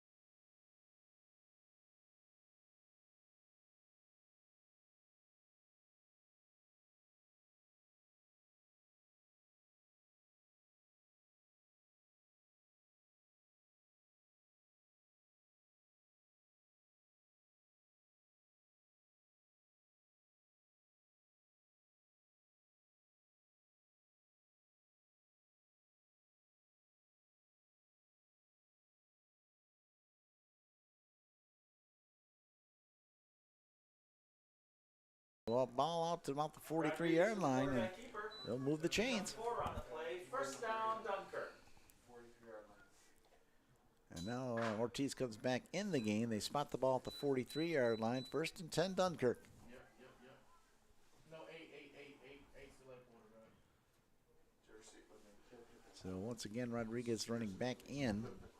He's running back and forth and getting the plays from his coach for this Dunkirk Marauder team. Getting his extra steps in today, that's for sure. They break the huddle. Rodriguez, a small player. He's only 5'7". And it's time he's going to hand off to Ortiz. The big man's running and gunning now. Look out. And down inside the 40-yard line. He falls right at the 41. That's where they're going to spot it. Another nice run there of, let's see, 14 yards on that carry. Nope, check it. 16-yard carry on that run. He's going to go back out to the sideline and say, I came in, did my thing, right? I go back out. He's just been unbelievable to watch as a running back. He really has. Very tough to get down. Like I said, he's got that really long legs right now, and normally you said is you got to stop those legs from running, but he just keeps them turning, keeps moving them, and keeps doing the thing, so he keeps gaining more and more yards, especially after that first hit. Rodriguez back under center, looks, hands off, and it's number 4 on the run. That's Terry, and Terry drives down there, and looks like he's picked up another first down. 11-yard run. This Marauder team is giving it to him from both sides here. Yeah, that's a first down. They'll mark it at the 30. Nice run there from the junior running back. And they're doing what they do best, Tom, just running the ball at you left and right. Primarily to the left side.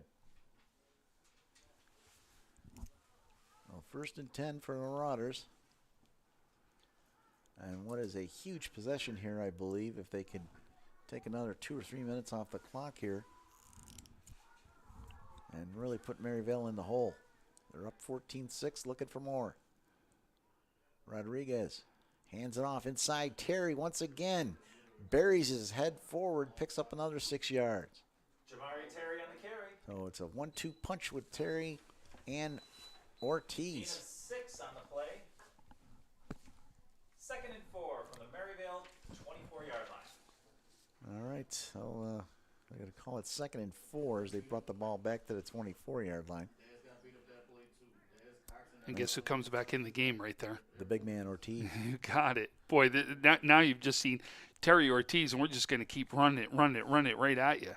He has 2 touchdowns already today. He's looking for the hat trick. Rodriguez brings him up under center. 3 men in the backfield. And the quick man through, and that is McCall, number 24. And a nice hit there, but I believe he's going to have enough to move the sticks once again, and he does. Another first down for Dunkirk. Front down at the 19-yard line. And now a player is down as well. That's McCool that's down, or McCall, excuse me. That is down at the 20. Slow to get up. And I don't know if he got the wind knocked out of him. He looks still on his knees down there. Tries to get up on one knee. And now he's going to lay back down again. So an official's timeout here with 8:22 remaining in this third quarter. And a nice offensive drive here from this Dunkirk team. You know, while we got a quick break right here, what I want to talk about is some of these offensive linemen that we've seen for Dunkirk. They never get the credit. But I'm going to tell you, year after year, Dunkirk doesn't run the ball the way they do without these offensive linemen. And absolutely, these offensive linemen are making a difference out here today. Some of them are. Mike Porpiglia, from 12th grader, 5'11", 195-pounder. And we all know him in Dunkirk as Pigs, I'll tell you that. Pigs is doing it on the line. But we also have Gavin Cave, the 12th grader, the tackle defensive end. 62, Ashton Friedis, the 12th grader center defensive end linebacker. 78, Sebastian DeGolier, 11th grader guard defensive tackle. And 79, Jackson Pensick, 12th grader tackle defensive tackle. And listen to some of these. Jackson, 5'11", 285. Sebastian, 6'3", 290. Ashton is 6', 220. And Gavin, 6'6", 295. there's some big players out there, and that's why that line's doing so well. Well, 1st and 10 for Dunkirk. And the pitch out to Ortiz, makes a move. He's cut down. There's a nice tackle there. Coming up to get him was Dalton Harper, number 16, on a nice tackle. But you're right, the big uglies, as they call them up front for Dunkirk, doing a job. But how about Gavin Cave, 6'6", 290. So some big boys right there. That's a lot of food being eaten, I'll tell you. No gain on that play, so it's 2nd down and 10. And Dunkirk doing exactly what they want to do here, burning up some time on Maryvale, putting the pressure on them, and establishing a nice drive here off the opening kickoff for the second half. Rodriguez, pitch out. Ortiz, right side, 20, 15, spins after he's hit down about the 12-yard line. Let's see where they spot that one down there on the far side of the field. Another nice run from Ortiz. He picked up 7 yards. Let's see where they spot that. Well, they're going to spot it back at the 14. So he did get up 5 yards on that carry. Looked like he got a little bit more from our angle, but they bring it back on him. But look what we talked about. Almost half the third quarter has now gone on this drive right now as Dunkirk doing what they do best, take time off the clock and keep running the ball and keep just driving down with their run game. Rodriguez once again under center. Number 8 turns, hands off to Ortiz. Number 30 inside the 5-yard line. That's going to be enough for a first down, and they keep the clock going. They move the sticks once again. And Dunkirk looking to put this thing away here in the third quarter. First down, Dunkirk. Wow. Yeah, I mean, what we knew, like I said, is year after year, Dunkirk can run the ball, and you're just seeing it. But, boy, the attack, just because they can do it from so many different running backs that they could bring to the table and make sure that they could just keep running the ball, it's just unbelievable. They marked the ball at the 5. First and goal from the 5-yard line for this Marauders team. Looking to punch another one in here. Up 14-6 right now. Rodriguez under center. Now a mishandle. The ball's loose. Here's a chance for Maryvale. They pick it up and they've got the ball. Orlowski comes up with it. And that is a huge turnover. And Maryvale needed that one. A mix-up on the handoff, and Orlowski was Johnny on the spot. Picked it up. He tried to run with it. He was spun down, Tom, but they've got the ball back, and that's the break they needed.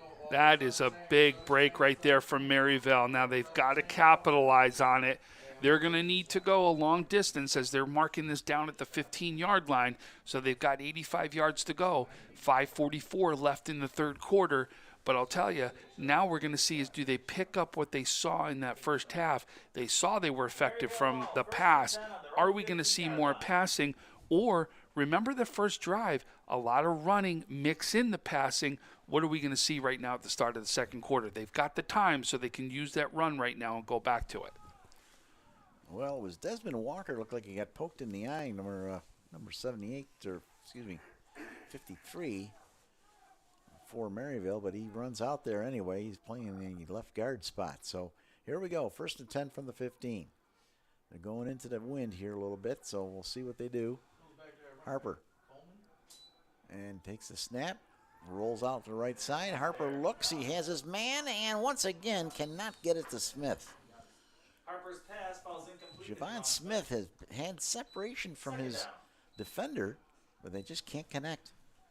Just like I said, we talked about the timing has just been a little bit off is what it's been. And, well, it looks like Dalton Harper is going to go back in the game, checking back in here for Ryan Coleman. So Coleman's out, Harper's back in. And I tell you, Smith had plenty of separation there for a nice catch, but he just could not get to the ball. 2nd down and 10, although the marker over on the opposite field says first down for the Jane crew. He's just a little bit cold out there. That's all it is.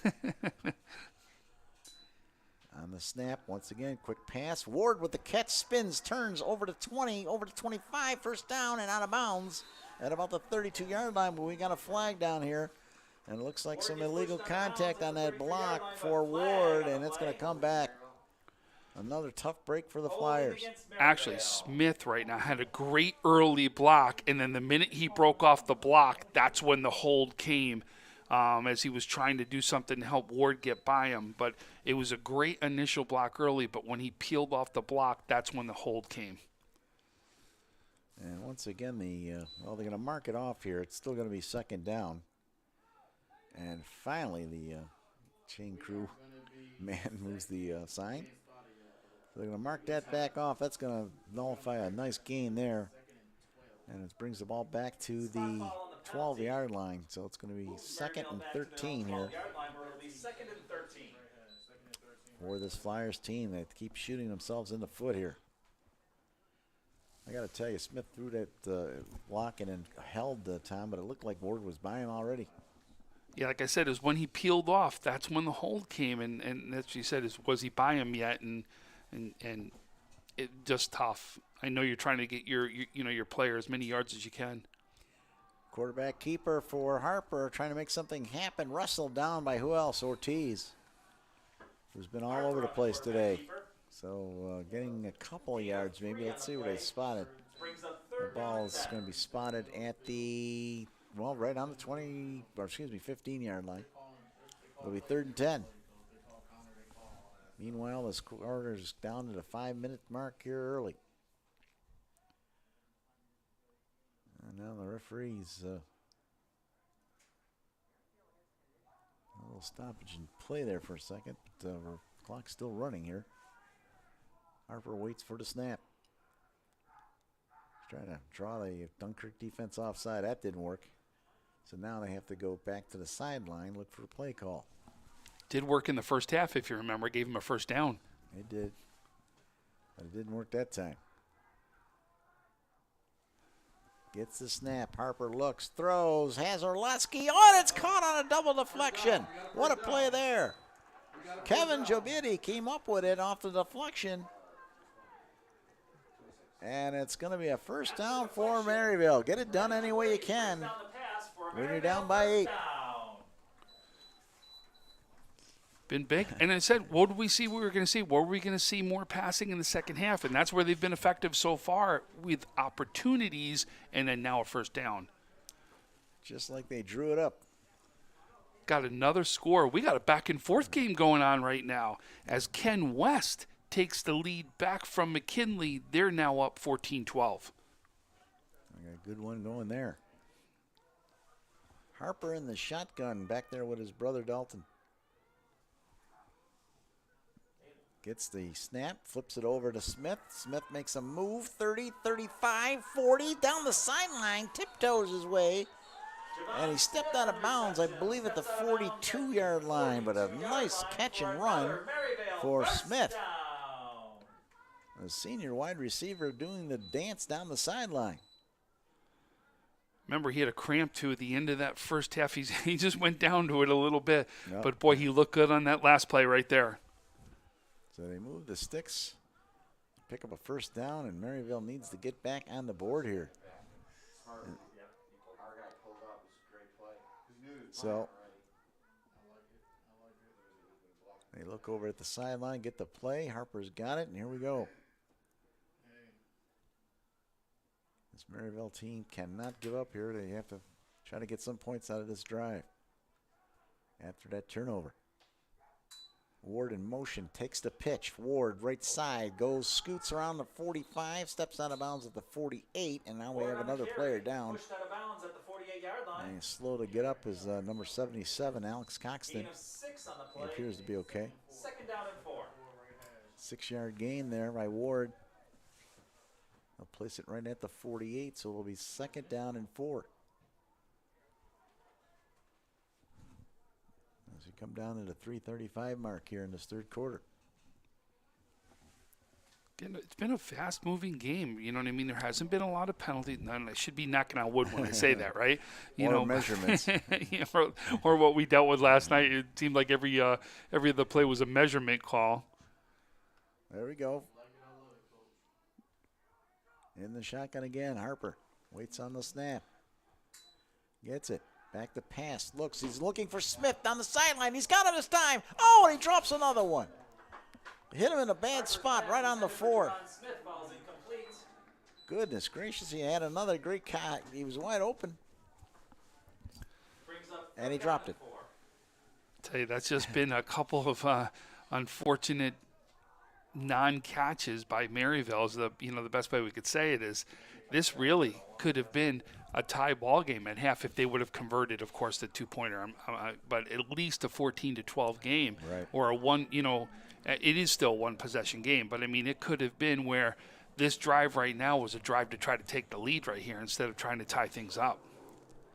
So 3rd down and 4 is Harper probably going to go back to the ground game here. Ooh, his brother just took a quick hit there. A little notch on the pass was incomplete, and then the intended receiver, number 80, Black Finnegan.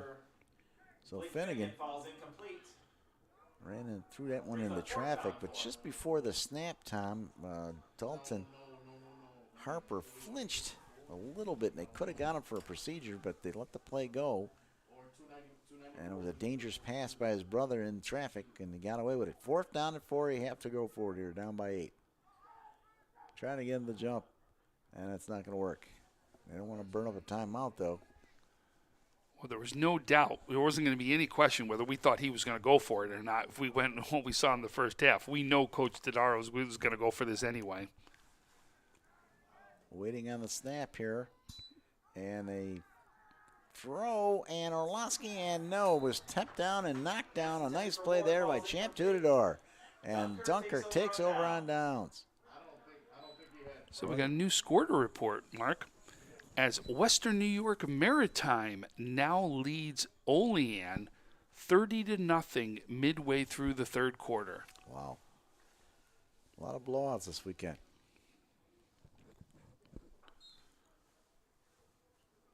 So Dunkirk takes over, and Rodriguez now running into the huddle here for the Marauders, who are up 14-6. That would have been a nice chance to get some points for the Flyers after that big turnover. Now with 3:25 left, Dunkirk going to go back to the ground game. Rodriguez, pitch out.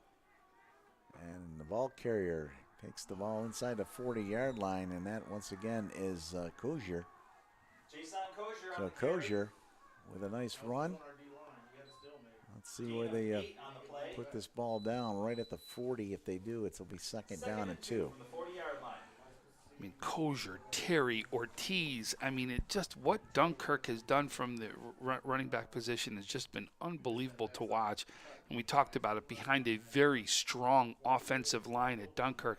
And it just shows is they really can control a game out there. And you're going to see that all season with them controlling the clock in the game. Quarterback sneak, Rodriguez, and he gets the 1st down and more. Rodriguez in the quarterback. And a referee goes down around the 27-yard line. He appears to be okay. Slow to get to his feet. Hang on. And he got barreled over. I don't know who got him. One of the Flyer defense. And now it's an official timeout. Gain of 7 on the And that's last going to help play. Dunkirk actually here, I would think. Dunkirk 1st down. 1st and 10 at 2:35 left in his 3rd quarter, Tom, and I did not see how he got tripped up. Yeah, I didn't either. But he did fall awkwardly. His hat came off, and now he appears to be okay. 5 officials on the field today. And talking about the field, just 2 years old, this field here. Beautiful field at Maryvale. Yeah, there was a lot of construction, as we know, going on just a few years ago with this field in particular, as well as the baseball and softball field as they were redoing the infields and all of them. So 1st and 10, once again, for Dunkirk. We've been saying it all day long. Love to get that 1st down count in this game. Another pitch out, and once again, it's Kozier. Kozier runs it down inside the 30-yard line. Another nice 6-7 yard gain. 55 on that tackle, Mike Pagolia. For a gain of 7 on the play. Okay, got another score update. New one as CSP defeats Springville 46-0. The Wolfpack back at their old winning ways down there in Clymer, Sherman, Panama. 2nd and 3 from the Maryvale 20. The Pack, as they call them down there in Class D. That's a nice win. cream of the crop down there in Class D the last couple of years. And if I would have had Tony Caligieri on WGR with me, he would have said cheese, sausage, pepperoni. He loved saying that every time it came up. Rodriguez going to pitch it out once again to Kuzi. Kuzi first down. Kuzi strips, goes to the corner. Kuzi 15, 10, and wrestled out of bounds at about the 5-yard line. Another nice run here from the Marauders, and he's feeling it right now. Kuzi on the carry, pushed out of bounds at the 4-yard line. Jay-Sean Kuzier, what a beautiful run. And they'll mark him out of bounds at the 4-yard line. First and goal to goal for Dunkirk. First and goal, Dunkirk, from the 4-yard line. What a play that was. Just precision running, waited for his blocks, got to the outside, almost scored. And he's calling for someone to come in for him right now, too. So we're going to have a timeout here on the field. Timeout. 1:19 remaining, 14-6. Marauders looking for more here. He looked like, yeah, he asked to come off the field. You wonder if he's just out of breath. I mean, because it was a huge run and contact there. A Dunkirk player across the way on his one knee over there. Let's see who that is. It's Felix Gonzalez, but I don't think he's hurt. They somehow, Maryvale has to stop them here, Tom. They cannot give up another touchdown the way this game's going. And this is a huge, huge 4-down opportunity here for Dunkirk. Pretty much 1st and 4, and now you've got, you already saw what Kuzer's done, right? Now you're going to now bring in Ortiz back into the game, and my guess is this is going to Ortiz, is he's going to try to get his 3rd touchdown of the game. Right. Well, if they stop him, it'll pretty much take him almost out of this 3rd quarter. Besides, they switch ends, but with the 1:19 left.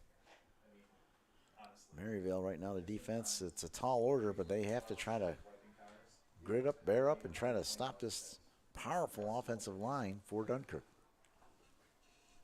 You mentioned it earlier, Tom, the offensive line clicking on all 8 cylinders right now.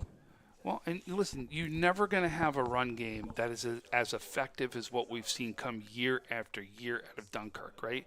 And I know we always talk about the stars out there, and no doubt these running backs are big, right?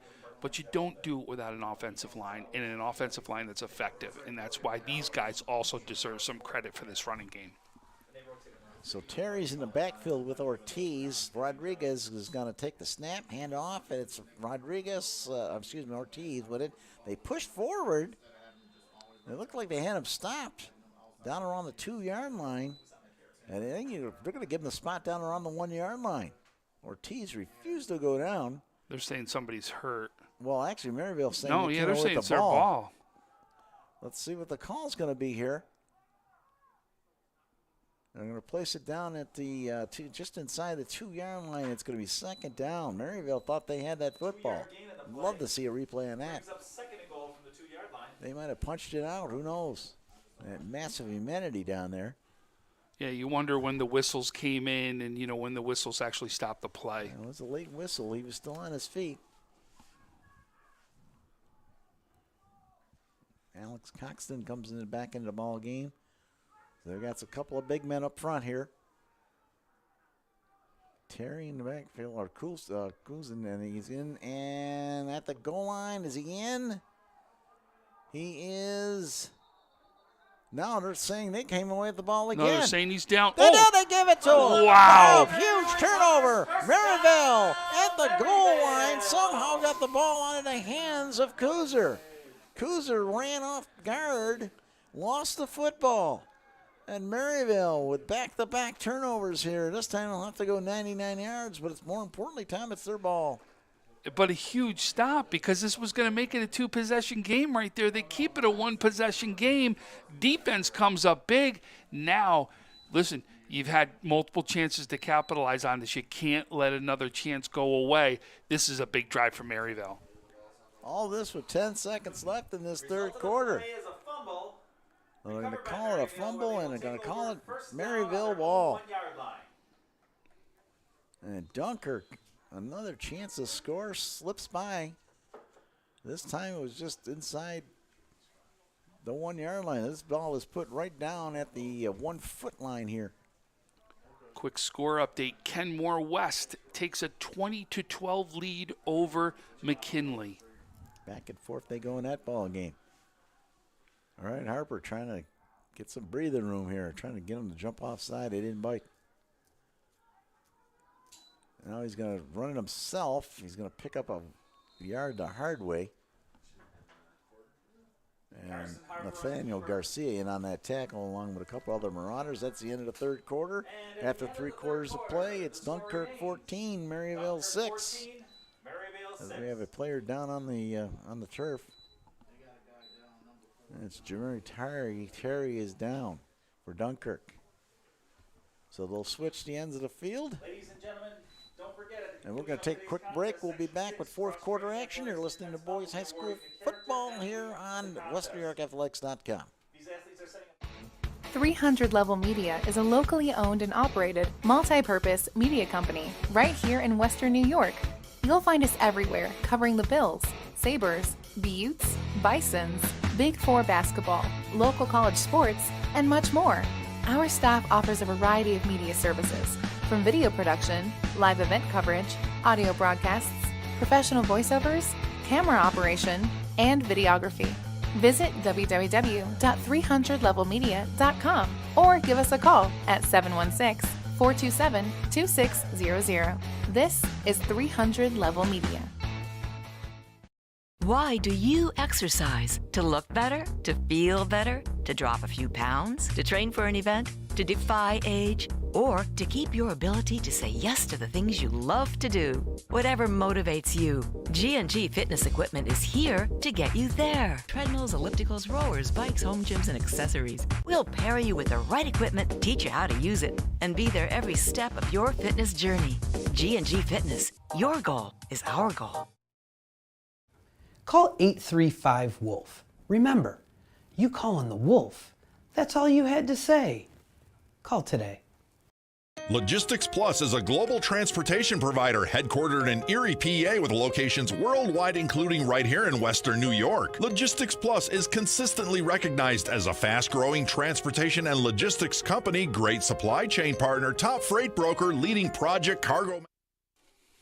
All right, back to live action here. Started the fourth quarter where Dunkirk has Maryvale backed up at their own 1 yard line. Harper takes the snap on his shotgun, looks, he's going to throw down over the middle, has Ward, dove for it and couldn't come up with it. What a nice effort there from number 9, the receiver. They've been close all day, Tom. They really have.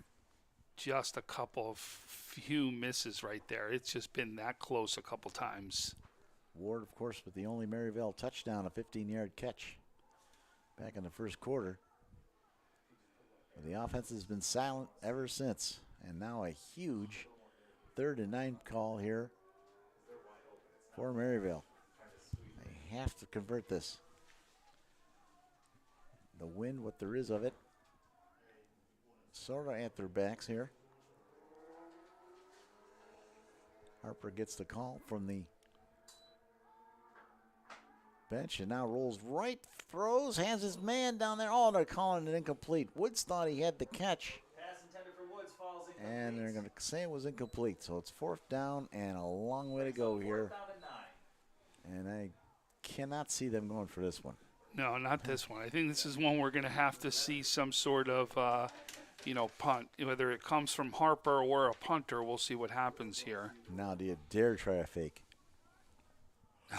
Listen, I won't put anything past right now Coach Tadaro. I know he can do anything, and who knows?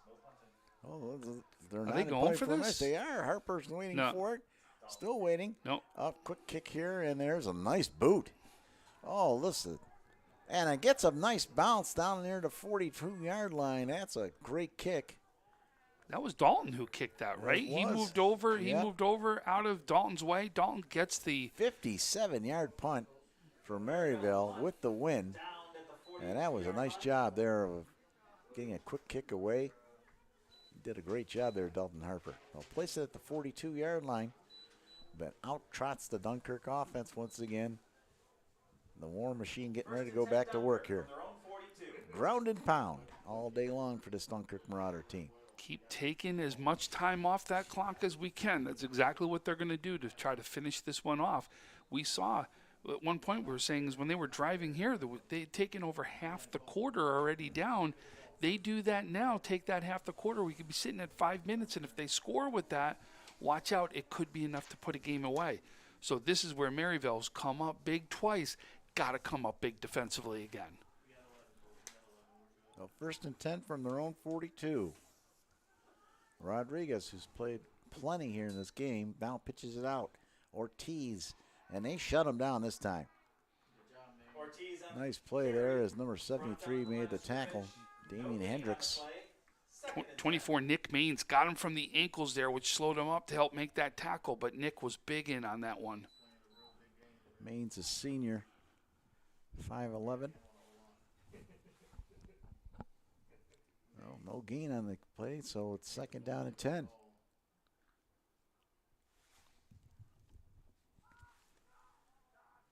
Dunkirk just wants to wind this clock down inside 11 minutes here. Pitch out, right side, Ortiz. He's got the corner. Ortiz spins, turns, he's tackled. Nice play there by Dalton Harper. Come up, clipped him. And he picked up just 3. Could have got a little bit more. Nice tackle there. Yeah, hit him nice as he was making his turn there. He was trying to do a spin and got him as he was making his spin move.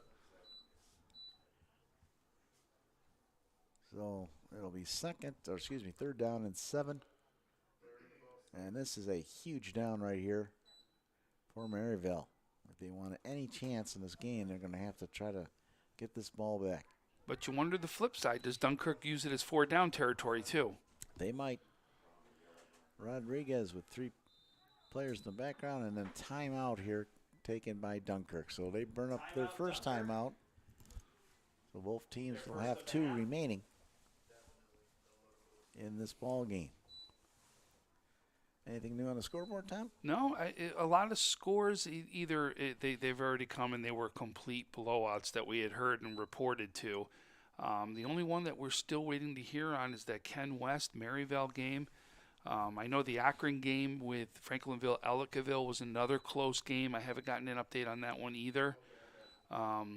And then the other one was the West Seneca East, Williamsville East game, as West Seneca East was up 14-0 over Will East, which was one of the games at least that was a closer score at the time. Looking across the way, some fans over on the Dunkirk sideline. Looks like about 20, 25 fans. We got some fans over on the hill as well. Yeah, they literally got the whole hill over there. It really is. But I'll tell you, it does still feel like a winter type game or a fall type game that we're out here. We see people wrapped up in blankets. You see the cold area. You know, it's. I think we're going to see a variety of weathers during this entire season. We're going to see a 70-degree day. We're going to see a 50-degree day. We're going to see snow come doing which we already saw already doing the Will South game. Right. We're going to see it gorgeous out where people are going to wish we had the 40-degree weather playing football. We're going to go back and forth all this spring. 3rd down and 7 out of the timeout here. Rodriguez. And he's going to give it to... Oh, the ball's loose again, and again they come up with another turnover. Maryvale football. This time it's inside the 40-yard line. Holy cow. 3 turnovers in a row. A mix-up in the backfield. And Terry never got control of that handoff. They tried a little counter play. It didn't work. Drew Ward comes up with it, too, as Ward comes up big right here. Maryvale gets another chance to try to tie this ball game up. It's amazing. They're going to place the ball at the 38, and that's where the Flyers will have it 1st and 10. Holy moly. We just found out Akron is still up 14-7 over Franklinville-Ellicottville at the start of the 4th.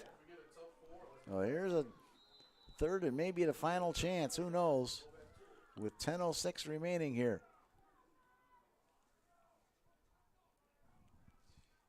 The quarterback, Carson Harper, in the shotgun. His brother Dalton to his right. Ooh, a little movement there, and now he calls Ward over in motion.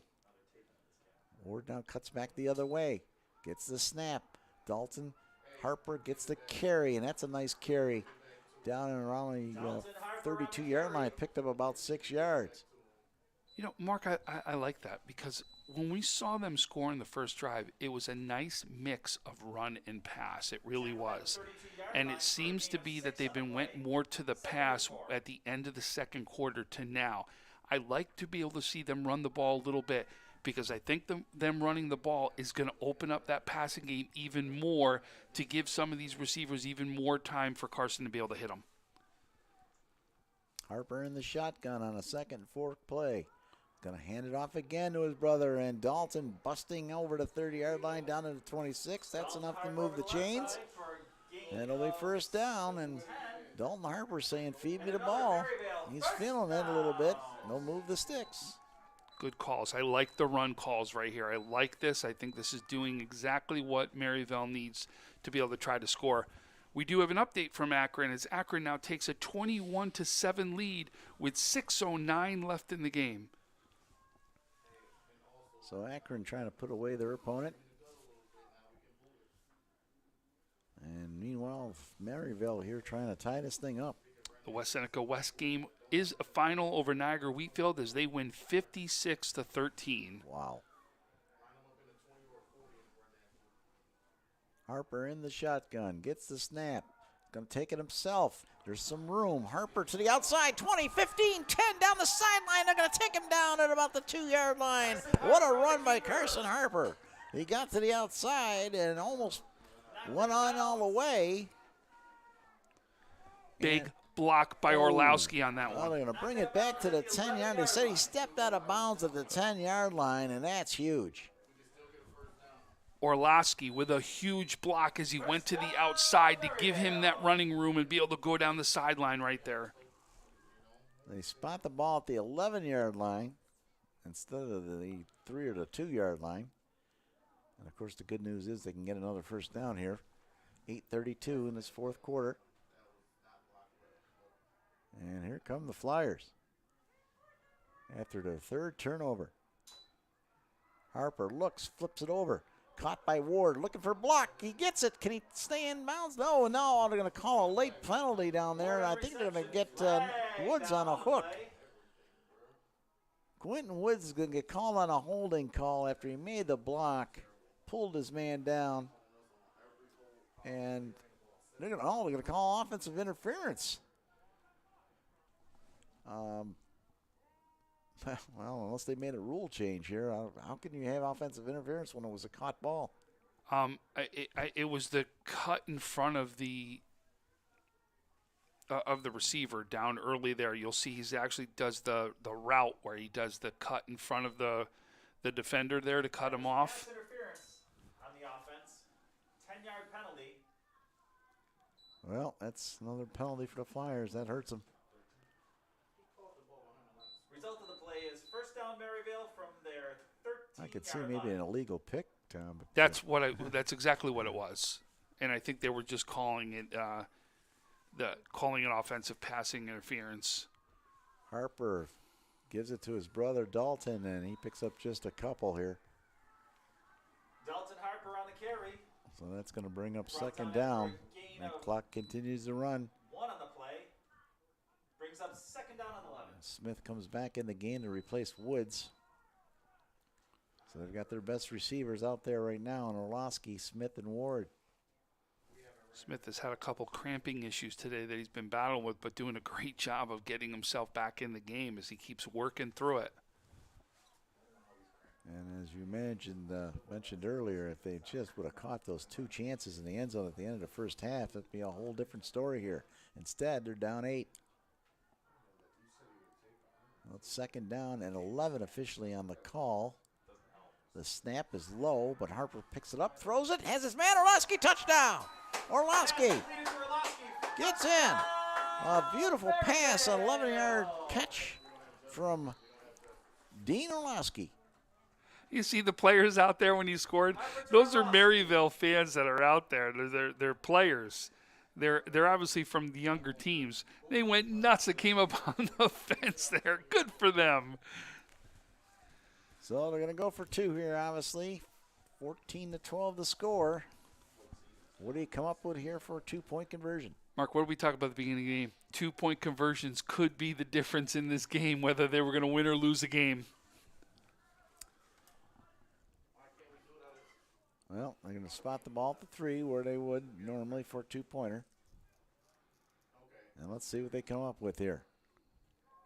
Harper looks, checks with Woods, who's back in the ball game. Lined up out to the right. Orlowski down to the left, along with Ward in the slot. Waits for the snap, and now before the snap, burns a timeout. That hurts. Burning up a timeout before a 2-point conversion.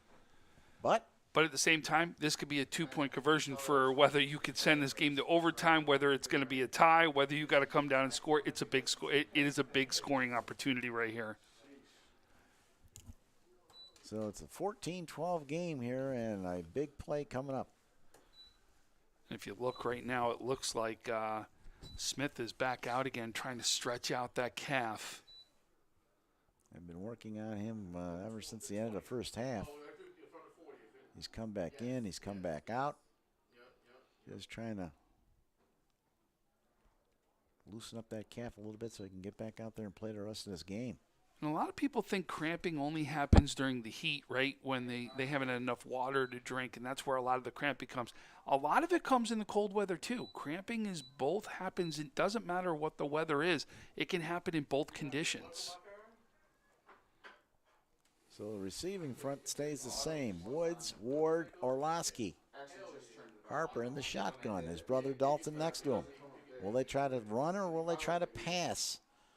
We'll find out here momentarily. He takes the snap. Orlowski on the run. He's got a man there in the corner. Flips it, gets him. 2-point is converted. Kevin Jabidi with the 2-point conversion. And they tie it up. Holy, I can't believe it, Tommy. Timeout was big, right? Timeout was big. A beautiful rolling play by Harper. He finds his man, and we're all tied up at 14 apiece with 7:06 remaining here in this fourth quarter. We have a game. We knew it was going to be. You could just tell by the way this game started today and the first drive that happened with Maryvale that we knew this was going to be a great game, and it's lived up to it right now. Dunkirk's got to right now control the ball. They still know they can run the ball. They still know they could be effective. It's just been a couple of unfortunate fumbles that have happened and one miscue as at the handoff point. But I'm going to tell you, they keep doing what they're doing. They keep running the ball. They're still 7:06. They've got the capability, the way they run the ball, to run this entire clock out. So be careful. But you know Dunkirk right now is going to come out running. Well, they've been running, but they've been fumbling as well. 3 straight fumble turnovers back to Maryvale. And they're lucky the Flyers didn't cash in on at least one of the other 2. And they'd have the lead right now. But we're all knotted up at 14 apiece. It's turned into a real good game here on windy conditions here at Maryvale High School. Nick Todaro showing up big time as the new head coach here at Maryvale, really bringing it for Maryvale and leading the way so far as he's leading the new coach here at Maryvale. And I'll tell you, and you've also seen Carson Harper, the new leader behind that quarterback as he takes over for Connor Desiderio, doing a fantastic job right there. Really seen some great things from this Maryvale team. Getting ready for the kickoff here. So Jabidi, who caught the 2-point conversion, short step here. He's only about 4 yards off the ball. He's going to take 1 or 2 steps and puts his right foot into the ball, and another liner. And this one's going to squirt through and get to the end zone. Well, that's a good kickoff. It worked there. A line drive that no one could catch up to. So that's going to bring the ball back out. Now, does it back out to the 20-yard line or is it the 25? 25-yard line. Let's put it on the 25-yard line, which I don't agree with, but regardless, that's where it'll be. Well, now the referee's going to put it down on the 20. Yeah, that puts it down at the 20. And here we go. So it's first and 10 for Dunkirk. They're going to go right back to the running game as you predicted. Of course, they don't throw the ball. They threw it, I believe, just twice in this game. Yeah, one was completed for a first down. The other was a 2-point conversion. Rodriguez back in under center. Flips it to Ortiz. Left side. Ortiz looking and not finding much. Picked up a yard. Ortiz on the carry. And number 73 was in there. Damian Hendrickson, another nice tackle for Maryvale. Also, Nick Martin from Maryvale was in on that one. So Hendricks comes off the field. Senior Nick Martin, 6'2", 235. Second down and 9 now for the Marauders as that clock winds down to the 6:30 mark here. 14 apiece. Back and forth they've gone, but mainly the 3 turnovers from Maryvale have kept them in this game. Rodriguez, pitch out, Ortiz. Ortiz is going to be surrounded and dropped. What a tackle there. Let's see who got him. His number's up there on the front until he turns around, and it is Drew Ward. I thought for a minute there was going to be a flag thrown on there. I was worried it was going to be a horse collar, and you actually saw that's exactly what was being asked by Dunkirk right there. You saw Ortiz asking, saying, wait a second, he grabbed me from the back there, and that's when the way he spun him around, I thought they were going to call a horse collar on that one. They drop him for a 5-yard loss. The ball is down inside the 16-yard lines. Here's a big 3rd down play now for Dunkirk. The tables have turned in this game. Rodriguez, he's got Ortiz, the lone back in the backfield. And Ortiz gets the ball, and he just keeps pushing and chugging his way down across the 20-yard line. So he picked up 5, and that's 4th down. Normally this would be a punting situation here. What do you think, Tom? You have to. I don't think you can do this. You can't give them a short field like this. I think you have to punt the ball away. And going back is Orlowski to receive this punt. And they are. They're bringing in a punting unit right now.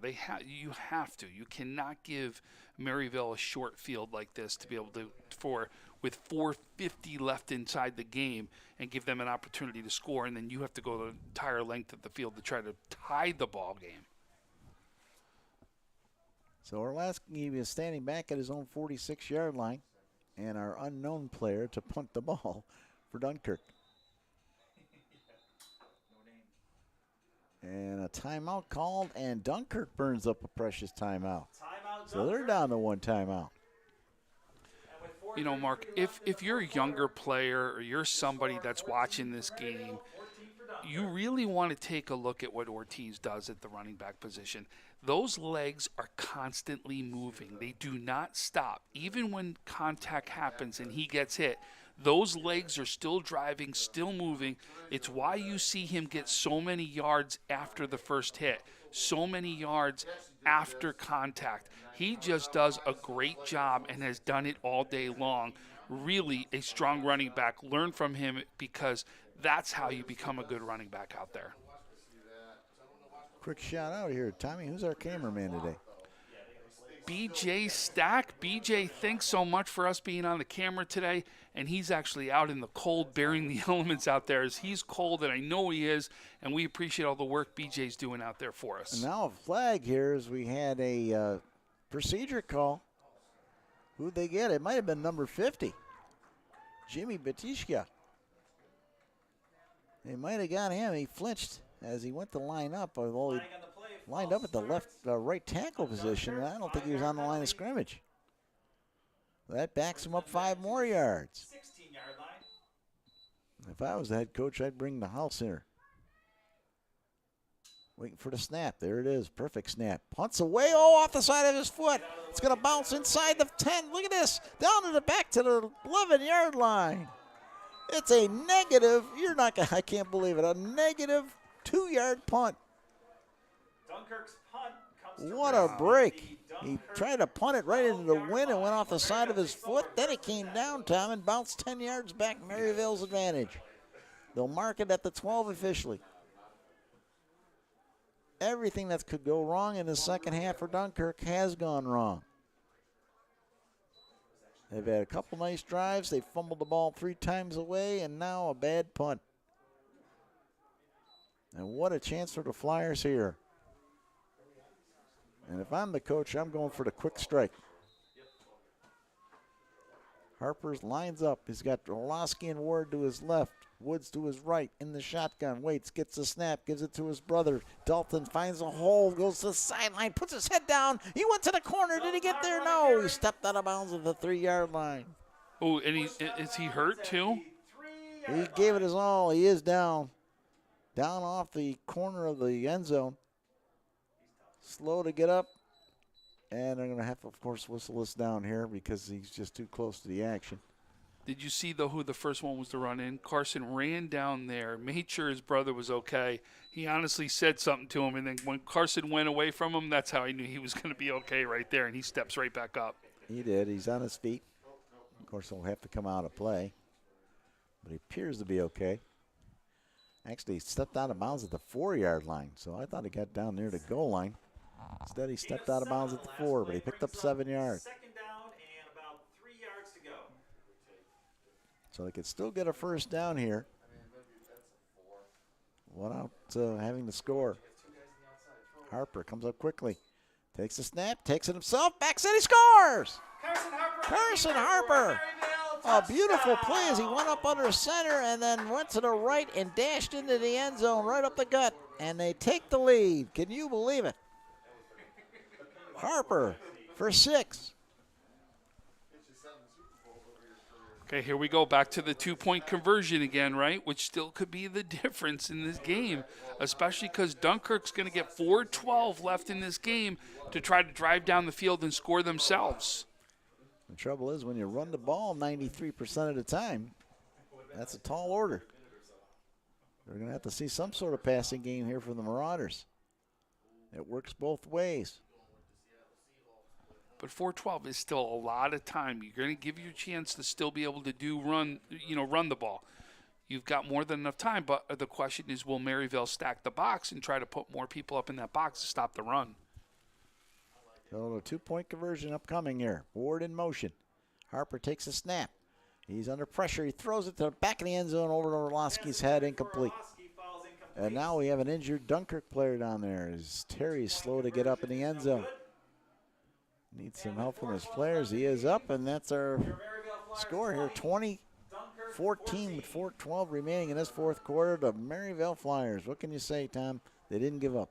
No, listen, and we knew, like I said earlier, this was going to be a great game. It's been back and forth, but Maryvale's defense has stepped up with some big turnovers, and that's really the difference in this game right now is the turnovers. That is really the difference. It kept Maryvale in it, and then Maryvale ends up coming through. Twice now scores on turnovers, and that's really the difference and the reason why Maryvale has their lead right now. But still, more than enough time. 4:12 left in the clock. Dunkirk's got more than enough time to still do what they do best, run the ball, still take the time off the clock, and the difference could be if Dunkirk scores, can they convert on the 2-point conversion, and that could be the difference right here in the game. So we'll get ready to kick this thing off, and the big question now is what will Dunkirk do to try to move the ball? As you mentioned, they have plenty of time. The last kickoff went into the end zone here. Let's see what Joe Biddy does on this kickoff. Number 23, the big man, steps toward the ball. Rifles another one down there, and this time it's caught and dropped. Back at the 20. It's still loose. Now they pick it up. It's Kuzer on the run. Kuzer, they tried stripping the ball from him, and that was a nice play. And we've got another player down for Dunkirk back there. Down on the 19-yard line. He's not up yet. Now he is. So Terry went down again. Kuzer on the return out to the 20. 20-yard line. 4:05 remaining here. So Dunkirk, who primarily runs the ball, will have to move 79 yards here if they want to try to take the lead or tie it. 20-14. Maryvale out in front. Maryvale would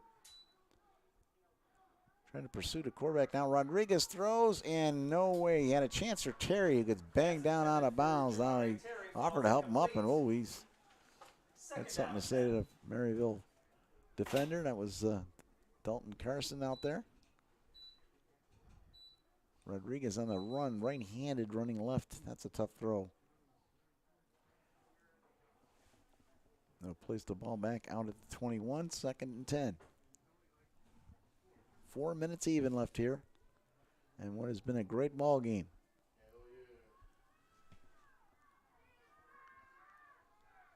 Rodriguez under center. Has Ortiz in the backfield. Gives the ball Ortiz. Ortiz running right. Ortiz puts his head down. Picks up 5 yards, 4 or 5 yards. Let's see what they spotted. It's going to be 3rd and a long 5 here. For the Marauders. Listen to this. 1.8 seconds left. McKinley scores on 4th down. Makes the score 20-8. Loses because they don't convert the 2-point conversion. Ken West wins 20-8. They were down 20-12. They scored, make it 20-18. Then don't convert the 2-point conversion. Ken West wins. So the Ken West Blue Devils get their first win of the year. Rodriguez hands off again. They hit Ortiz in the backfield, but he slipped out of it. Picked up a couple yards, and now a big 4th down coming up here from Dunkirk. And I'm thinking they're going to go for it. They're probably not going to get the ball back. 2:56 in running here. Both teams with 1 timeout each. And they're not, they're staying with it. The offense staying on the field. With 2:45 and clicking, you got to go for it. So there's the play of the game for Maryvale. It's Rodriguez on the run. He scrambles. He looks. They give to him. Oh, he gets out of it and goes down the sideline. Oh, a big hit over on the sideline. No flag thrown. Rodriguez was nailed over there after he picked up the 1st down. What a play by Rodriguez. That's all Rodriguez. I mean, he got hit at least 3-4 times in the backfield and turns around. That gives big heart goes to that kid right there as he turns something out of nothing and keeps this drive alive and keeps Dunkirk in this ball game. And they could have called a penalty over on the sideline. That was looked to be a late hit over there, and they got away with it. 33-yard line, 1st and 10 Dunkirk with 2:30 remaining. The give back to the workhorse Ortiz, and he struggles to get a couple of yards. He picks up 2, 3, maybe 4 yards. Let's see where they spot this. And they give him a gain of 5 yards. But, I mean, Ortiz has been getting hit at the line of scrimmage, if not in the backfield, every single time, and he's still getting 4 or 5 yards a clip. It just shows how strong this kid is a running back. A tremendous power and strength. Keeps his legs churning. Never gives up on a run. And I would think he's got to be close to 100 yards today. Rodriguez is going to give it again. Ortiz spins, gets the 1st down, up the midfield, still on his feet. Down to the 46-yard line. Ortiz putting on a clinic here of power and strength. What a run. Whenever he doesn't get hit, by the time he hits that line of scrimmage, it's always a 10-yard or more play because he gets a full head of steam and then just happens to see the gaps real well, finds the openings real well, and runs right to them. Chance for a G&G Fitness fantastic finish here. Rodriguez hands it off to Ortiz. They bury him this time, and they stuck him good. That was Jobidi with the tackle, and that was a much-needed tackle there for Maryvale. That's a big play. And the clock ticking, 1:10 left right now in the game. They're letting it run down. They've only got 1 timeout left. We're inside 1 minute here. The clock running and going against this Dunkirk Marauder team. They're taking their time a little bit. Now to go. It's going to be Rodriguez running, scrambling, throwing. Oh, and Terry was the intended receiver. And look out. Carson Harper came over and stuck him, and Terry's down. He's been down on the ground a few times in this ball game. He struggles to get to his feet. He says he's okay. Tough kid. Jamari Terry, a 5'11 junior. And let's see, it'll be 3rd down now and 11. with 46 seconds left, Tom.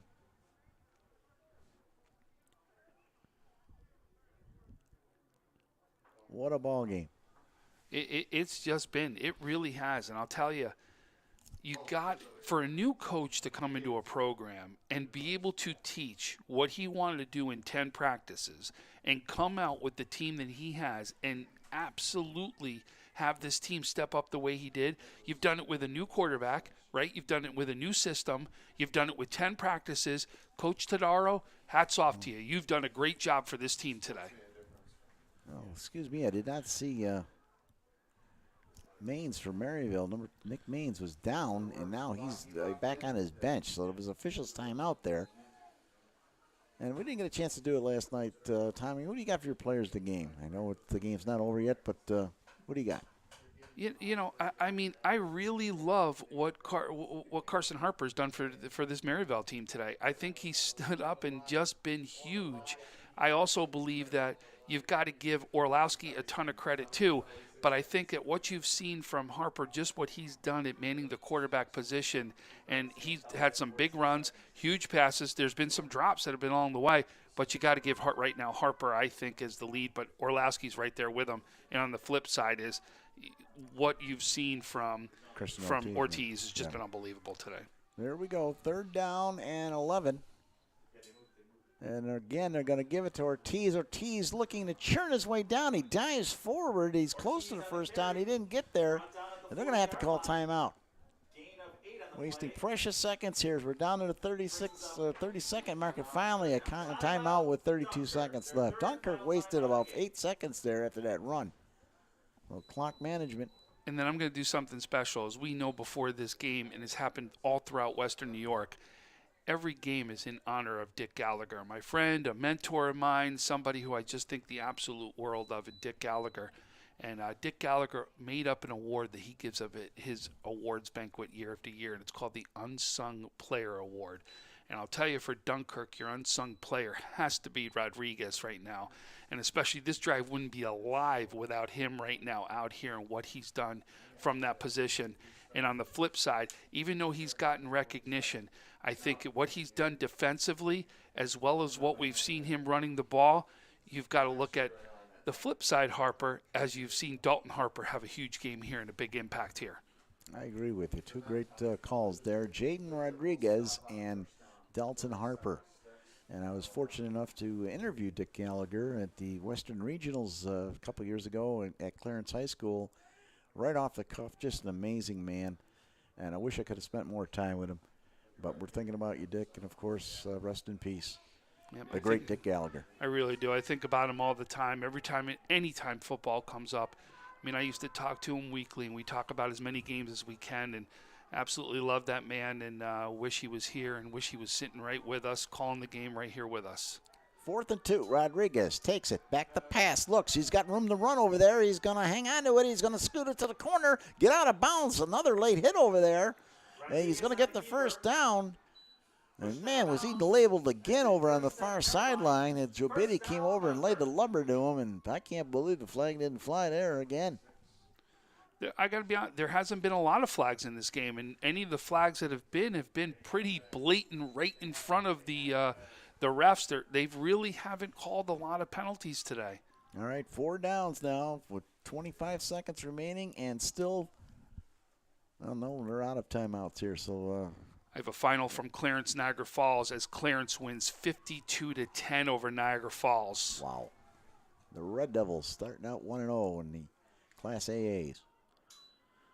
Rodriguez sprints, rolls right on the run, looks, lobs it up. Catch is made by Coulson.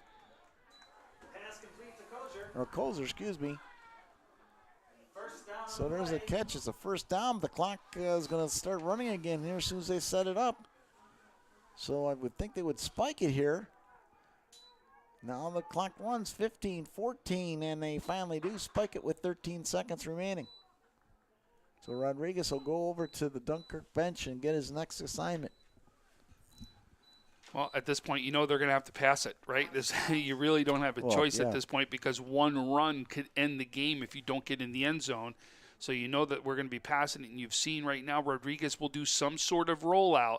He seems to roll out, and we're probably going to see him roll out towards the left side, towards his bench. That's the open side right there to see what happens.